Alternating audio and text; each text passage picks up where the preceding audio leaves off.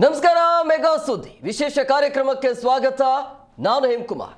ಈ ಬಾರಿ ಮಳೆ ಚೆನ್ನಾಗಿ ಆಗ್ತಾ ಇದೆ, ರೈತರೆಲ್ಲರೂ ಕೂಡ ಬಿತ್ತನೆಯ ಕಾರ್ಯದಲ್ಲಿದ್ದಾರೆ. ಆದರೆ ಇದರ ಮಧ್ಯೆ ಮತ್ತೊಂದು ಆಘಾತಕಾರಿ ಅಂಶ ಬಹಿರಂಗ ಆಗಿದೆ.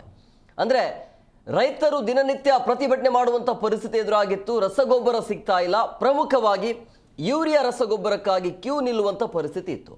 ಬಟ್ ಈಗ ಆ ಯೂರಿಯಾ ರಸಗೊಬ್ಬರದಲ್ಲಿ ಕ್ಯಾನ್ಸರ್ ಇದೆ, ಅತಿಯಾದ ಬಳಕೆಯಿಂದ ಕ್ಯಾನ್ಸರ್ ಬರ್ತಿದೆ ಅಂತ ಆಘಾತಕಾರಿ ಅಂಶ ಈಗ ಬಹಿರಂಗ ಆಗಿದೆ.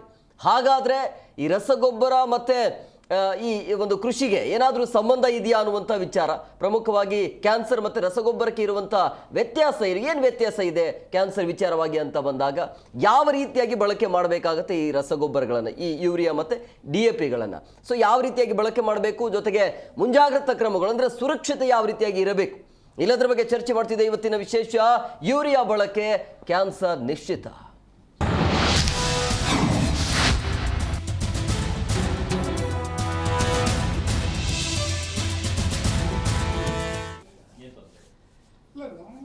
ನೋಡಿ, ಪ್ರಮುಖವಾಗಿ ಉತ್ತರ ಕರ್ನಾಟಕ ಭಾಗದಲ್ಲಿ ಒಂದು ಅಧ್ಯಯನ ಮಾಡಲಾಗುತ್ತೆ ಕೃಷಿ ವಿಶ್ವವಿದ್ಯಾಲಯ ಮತ್ತು ಕೃಷಿ ಇಲಾಖೆಯಿಂದ. ಆ ಅಧ್ಯಯನದಲ್ಲಿ ಬಹಿರಂಗ ಆಗಿರುವಂಥ ವರದಿ ಏನು ಅಂತ ಹೇಳಿದ್ರೆ, ಉತ್ತರ ಕರ್ನಾಟಕ ಭಾಗದಲ್ಲಿ ರೈತರು ಬಳಸ್ತಾ ಇರುವಂಥ ಯೂರಿಯಾ ಗೊಬ್ಬರದಿಂದ ಕ್ಯಾನ್ಸರ್ ಆಗ್ತಾ ಇದೆ ಅಂತೆ. ತುಂಗಭದ್ರಾ ಅಚ್ಚುಕಟ್ಟು ಪ್ರದೇಶದ ಜನರು ಬಹಳ ಎಚ್ಚರವನ್ನು ವಹಿಸಬೇಕಾಗತ್ತೆ. ಕ್ಯಾನ್ಸರ್ ಆಗ್ತಾ ಇದೆ ನಿಮ್ಮ ಸುತ್ತಲಿನ ಜಿಲ್ಲೆಗಳು. ಕೊಪ್ಪಳ, ಬಳ್ಳಾರಿ, ರಾಯಚೂರು ಮತ್ತು ವಿಜಯನಗರ ಜಿಲ್ಲೆಯಲ್ಲಿ ಈ ರೀತಿಯಾಗಿ ಹೆಚ್ಚಾಗಿ ಕ್ಯಾನ್ಸರ್ ಕಾಣ್ತಾ ಇದೆ ಅಂತ. ಅತಿಯಾದ ಯೂರಿಯಾ ಬಳಕೆಯಿಂದ ಕ್ಯಾನ್ಸರ್ ಹೆಚ್ಚಳ ಆಗ್ತಾ ಇದೆ ಅನ್ನುವಂಥ ಅಂಶಗಳು. ಭತ್ತ ಸೇರಿ ವಿವಿಧ ಬೆಳೆಗೆ ಅತಿಯಾಗಿ ಯೂರಿಯಾ ಬಳಕೆ ಮಾಡಲಾಗತ್ತೆ. ಸೊ ಯೂರಿಯಾ ಕರಗಿ ನೀರಲ್ಲಿ ಸೇರ್ಪಡೆಯಾಗಿ ಈ ರೀತಿಯಾಗಿ ಅನಾರೋಗ್ಯ ಆಗ್ತಾ ಇದೆ ಅಂತ ಕೊಪ್ಪಳದಲ್ಲಿ ನಡೆದಿರುವಂಥ ತಪಾಸಣಾ ಶಿಬಿರದಲ್ಲಿ ಈ ರೀತಿಯಾಗಿ ಬಹಿರಂಗ ಆಗಿದೆ. ಶಿಬಿರದಲ್ಲಿ ಭಾಗವಹಿಸಿರುವಂಥ 4ರಲ್ಲಿ ಒಬ್ಬರಿಗೆ ಕ್ಯಾನ್ಸರ್ ಕಂಡು ಬಂದಿರುವಂಥ. ಸೊ ಯೂರಿಯಾ ಅತಿಯಾದ ಬಳಕೆಯಿಂದಲೇ ಈ ರೀತಿಯಾಗಿ ಕ್ಯಾನ್ಸರ್ ಆಗ್ತಾ ಇದೆ ಅಂತೇಳಿ. ಸೊ ಹಂಗಾಗಿ ಈ ಯೂರಿಯಾ ಗೊಬ್ಬರ ಮತ್ತು ಕ್ಯಾನ್ಸರ್ ನಡುವೆ ಏನಾದರೂ ಸಂಬಂಧ ಇದೆಯಾ? ಹಾಗಾದರೆ ರಸಗೊಬ್ಬರ ಬಿಟ್ಟು ಬೇರೆ ಪರ್ಯಾಯ ವ್ಯವಸ್ಥೆ ಏನಾದರೂ ಇದೆಯಾ? ರಾಜ್ಯ ಸರ್ಕಾರ ಏನು ಮಾಡಬೇಕು? ಆಮೇಲೆ ಗೊಬ್ಬರವನ್ನು ಬಳಕೆ ಮಾಡಬೇಕಾದ್ರೆ ರೈತರು ಯಾವ ರೀತಿಯಾಗಿ ಮುಂಜಾಗ್ರತಾ ಕ್ರಮವನ್ನು ವಹಿಸಬೇಕಾಗತ್ತೆ? ದಿನನಿತ್ಯ ಯೂರಿಯಾ ಗೊಬ್ಬರ ಸಿಗ್ತಾ ಇಲ್ಲ, ಮಳೆ ಚೆನ್ನಾಗಿ ಆಗ್ತಾ ಇದೆ, ಬಿತ್ತನೆ ಕಾರ್ಯ ನಡೀತಾ ಇದೆ. ಆದರೆ ಯೂರಿಯಾ ಗೊಬ್ಬರ ಇಲ್ಲ ಅಂಥೇಳಿ ರೈತರು ಆತಂಕದಲ್ಲಿದ್ದರು. ಈಗ ಮತ್ತೊಂದು ಆತಂಕ ಏನು ಅಂತ ಹೇಳಿದ್ರೆ, ಕ್ಯಾನ್ಸರ್ ಆಗ್ತಾ ಇದೆ ಅಂತೇಳಿ. ನಿಜವಾಗ್ಲೂ ಕೂಡ ಎಷ್ಟರ ಮಟ್ಟಿಗೆ ಈ ವರದಿ ಸತ್ಯ ಇದೆ ಅನ್ನೋದ್ರ ಬಗ್ಗೆ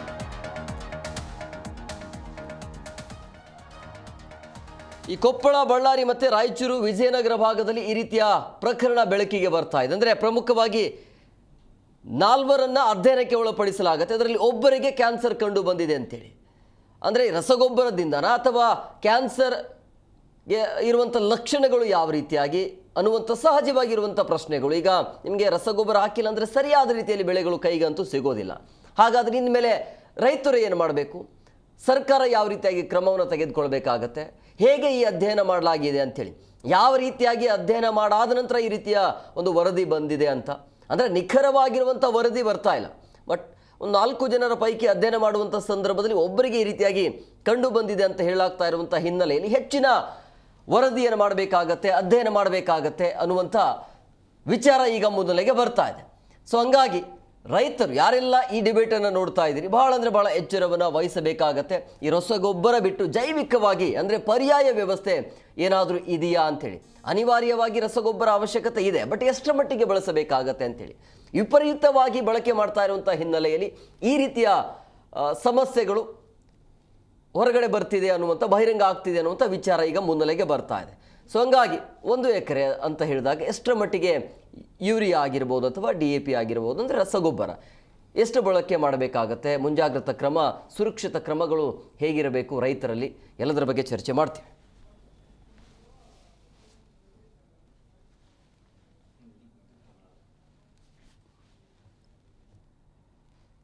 ಈ ಬಗ್ಗೆ ಮಾತನಾಡೋದಕ್ಕೆ ಅತಿಥಿ ಅವರು ಜಾಯ್ನ್ ಆಗಿದ್ದಾರೆ. ನಾನು ಅವ್ರನ್ನ ಕಾರ್ಯಕ್ರಮಕ್ಕೆ ವೆಲ್ಕಮ್ ಮಾಡ್ತೀನಿ. ಮೊದಲನೇದಾಗಿ ಪರಿಸರ ತಜ್ಞರಾಗಿರುವಂಥ ವಲ್ಲೀಶ್ ವಿ ಕೌಶಿಕ್ ಅವರು. ಸರ್, ಕಾರ್ಯಕ್ರಮಕ್ಕೆ ಆತ್ಮೀಯವಾದಂಥ ಸ್ವಾಗತ. ಇನ್ನು ರೈತ ಸಂಘದ ರಾಜ್ಯಾಧ್ಯಕ್ಷರಾಗಿರುವಂಥ ನಾರಾಯಣ ರೆಡ್ಡಿ ಅವರು. ಸರ್, ತಮಗೂ ಕೂಡ ಕಾರ್ಯಕ್ರಮಕ್ಕೆ ಆತ್ಮೀಯವಾದಂಥ ಸ್ವಾಗತ. ಇನ್ನು ಕೃಷಿ ವಿಶ್ವವಿದ್ಯಾಲಯದಿಂದ ಡಾಕ್ಟರ್ ರವಿ ಅವರು ಜಾಯ್ನ್ ಆಗಿದ್ದಾರೆ. ಸರ್, ಕಾರ್ಯಕ್ರಮಕ್ಕೆ ಆತ್ಮೀಯವಾದಂಥ ಸ್ವಾಗತ. ನಮಸ್ಕಾರ. ರವಿ ಸರ್, ನೀವೇ ಅಧ್ಯಯನ ಮಾಡಿರುವಂಥ ವರದಿ ಇದು. ಹೇಗೆ, ಯಾವ ರೀತಿಯಾಗಿ ಅಧ್ಯಯನವನ್ನು ಕೈಗೊಂಡಿದ್ದೀರಿ? ಹೇಗೆ ಹೇಗೆ ಮಾಡಿದ್ರಿ? ಯಾವ ರೀತಿಯಾಗಿ ಅಧ್ಯಯನ ಮಾಡಿದ್ರಿ? ಮತ್ತು ಈ ಒಂದು ಯೂರಿಯಾ ಗೊಬ್ಬರ ಮತ್ತು ಕ್ಯಾನ್ಸರ್ ನಡುವೆ ಯಾವ ರೀತಿಯಾಗಿ ಸಂಬಂಧ ಇದೆ? ಡಿಟೇಲ್ ಆಗಿ ಹೇಳಿ ಸರ್. ಸರ್ ನಮಸ್ಕಾರ, ಎಲ್ಲ ರೈತ ಬಾಂಧವರಿಗೆ ನಮಸ್ಕಾರ. ಈ ಒಂದು ಕಾರ್ಯಕ್ರಮದಲ್ಲಿ ಭಾಗವಹಿಸಿರ್ತಕ್ಕಂಥವ್ರಿಗೂ ಕೂಡ ನಮಸ್ಕಾರವನ್ನು ಹೇಳಲಿಕ್ಕೆ ಇಷ್ಟವನ್ನು ಪಡ್ತೇನೆ. ತಮ್ಗೆಲ್ಲರಿಗೂ ಕೂಡ ಗೊತ್ತಿರುವಂತೆ ಅಚ್ಚುಕಟ್ಟು ಪ್ರದೇಶದಲ್ಲಿ, ತುಂಗಭದ್ರಾ ಅಚ್ಚುಕಟ್ಟು ಪ್ರದೇಶ ಆಗಿರ್ಬೋದು ಅಥವಾ ಕೃಷ್ಣ ಅಚ್ಚುಕಟ್ಟು ಪ್ರದೇಶ ಆಗಿರ್ಬೋದು, ಇಲ್ಲಿರ್ತಕ್ಕಂಥ ರೈತರು ಬಹಳಷ್ಟು ಜನ ಭತ್ತವನ್ನ ಬೆಳೀತಾ ಇದ್ದಾರೆ. ಭತ್ತವನ್ನ ಬೆಳಿಬೇಕಾದ್ರೆ ಶಿಫಾರಸ್ಸು ಯೂನಿವರ್ಸಿಟಿಯಿಂದ, ವಿಶ್ವವಿದ್ಯಾಲಯಗಳಿಂದ ಶಿಫಾರಸು ಏನ್ ಮಾಡಿರ್ತಾರೋ ಅಷ್ಟೇ ಗೊಬ್ಬರವನ್ನ, ಅಷ್ಟೇ ಪ್ರಮಾಣದಲ್ಲಿ ಗೊಬ್ಬರವನ್ನ ಉಪಯೋಗವನ್ನ ಮಾಡಿದ್ರೆ ಯಾವುದೇ ರೀತಿಯಾಗಿರ್ತಕ್ಕಂಥ ತೊಂದರೆ ಉಂಟಾಗೋದಿಲ್ಲ. ಆದಷ್ಟು ರೈತ ಬಾಂಧವರು ಏನ್ ಮಾಡ್ತಾರೆ, ನಮ್ಮ ಒಂದು ಭಾಗದಲ್ಲಿ ಜಾಸ್ತಿ ಯೂರಿಯಾ ಗೊಬ್ಬರವನ್ನ ಹಾಕ್ತಕ್ಕಂಥದ್ದು, DAP ಅನ್ನ ಹಾಕ್ತಕ್ಕಂಥದ್ದು, ಮತ್ತೆ ಪೊಟಾಶ್ ಗೊಬ್ಬರಗಳನ್ನ ಸ್ವಲ್ಪ ಕಡಿಮೆ ಪ್ರಮಾಣದಲ್ಲಿ ಹಾಕ್ತಕ್ಕಂಥದ್ದನ್ನ ನಾವು ಸರ್ವೇ ಸಾಮಾನ್ಯವಾಗಿ ನೋಡ್ತಾ ಇದೀವಿ. ನಮ್ಮ ಒಂದು ವಿಶ್ವವಿದ್ಯಾಲಯದ ಪ್ರಕಾರ ಒಂದು ಎಕರೆ ಭತ್ತವನ್ನ ಬೆಳಿಬೇಕಾದ್ರೆ 2 ಬ್ಯಾಗ್ ಯೂರಿಯಾ, 1 ಬ್ಯಾಗ್ DAP ಮತ್ತೆ 1 ಬ್ಯಾಗ್ MOP ಅನ್ನ ಕೊಟ್ರೆ ಒಳ್ಳೆ ಇಳುವರಿ ಬರುತ್ತೆ ಅಂತ ಹೇಳ್ತೇವೆ. ಅದರ ಜೊತೆಗೆ ಸಾವಯವ ಗೊಬ್ಬರಗಳಾಗಿರ್ತಕ್ಕಂಥ ತಿಪ್ಪೆ ಗೊಬ್ಬರ ಆಗಿರ್ಬೋದು, ಸಗಣಿ ಗೊಬ್ಬರ ಆಗಿರ್ಬೋದು ಅಥವಾ ಎರೆ ಗೊಬ್ಬರ ಆಗಿರ್ಬೋದು, ಇವುಗಳನ್ನ ಕಂಪಲ್ಸರಿಯಾಗಿ ಕಡ್ಡಾಯವಾಗಿ ರೈತ ಬಾಂಧವರು ಬಳಸಲೇಬೇಕಾಗುತ್ತೆ. ಇತ್ತೀಚಿನ ದಿನಗಳಲ್ಲಿ ನಮ್ಮ ಒಂದು ಭಾಗದಲ್ಲಿ ಇವುಗಳ ಒಂದು ಲಭ್ಯತೆ ಕಡಿಮೆ ಇರೋದ್ರಿಂದ ರೈತ ಬಾಂಧವರು ಇವುಗಳ ಕಡೆಗೆ ಹೆಚ್ಚಿನದಾಗಿ ಗಮನ ಕೊಡ್ತಾ ಇಲ್ಲ. ಹಾಗಾಗಿ ಒಳ್ಳೆ ಇಳುವರಿ ಬರಬೇಕು ಅಂತಕ್ಕಂಥ ದೃಷ್ಟಿಯಿಂದ ರೈತ ಬಾಂಧವರು ಹೆಚ್ಚು ರಸಗೊಬ್ಬರಗಳನ್ನ ಹಾಕ್ತಕ್ಕಂಥದ್ದನ್ನ ನಾವು ಈ ಭಾಗದಲ್ಲಿ ನೋಡ್ತಾ ಇದ್ದೀವಿ. ಯಾರು ಸಾವಯವ ಗೊಬ್ಬರಗಳನ್ನ ಉಪಯೋಗವನ್ನು ಮಾಡೋದಿಲ್ವೋ ಅಂತಹ ರೈತರು, ಬಹಳಷ್ಟು ಜನ ರೈತರು ಯೂರಿಯಾ DAP ಅನ್ನ ಜಾಸ್ತಿ ಉಪಯೋಗವನ್ನ ಮಾಡ್ತಾ ಇದ್ದಾರೆ. ಕೆಲವು ರೈತರು ಕೂಡ ನಮ್ಗೆ ಹೇಳಿದ್ದಾರೆ, ಸರ್ ಯೂರಿಯಾ ಜಾಸ್ತಿ ಬಳಸ್ತಾ ಇರೋದ್ರಿಂದ ಸರಿಯಾಗಿ ಇಳುವರಿ ಬರ್ತಾ ಇಲ್ಲ ಅಂತ ಹೇಳ್ತಾರೆ. ಯಾಕಪ್ಪ ಅಂತ ಕೇಳಿದ್ರೆ ಅವರು ಸಾವಯವ ಗೊಬ್ಬರಗಳನ್ನ ಉಪಯೋಗವನ್ನ ಮಾಡ್ತಾ ಇದ್ದಾರೆ. ತಿಪ್ಪೆ ಗೊಬ್ಬರ, ರಾಸಾಯನಿಕ ತಿಪ್ಪೆ ಗೊಬ್ಬರ, ಎರೆ ಗೊಬ್ಬರವನ್ನು ಉಪಯೋಗವನ್ನ ಮಾಡ್ತಾ ಇಲ್ಲ. ನಮ್ಮ ಪೂರ್ವಜರೆಲ್ಲ ಏನ್ ಮಾಡ್ತಾ ಇದ್ರು, ಮೊದಲೆಲ್ಲ ಯೂರಿಯಾ DAP ಇವ್ಯಾವುದೂ ಇದ್ದಿಲ್ಲ.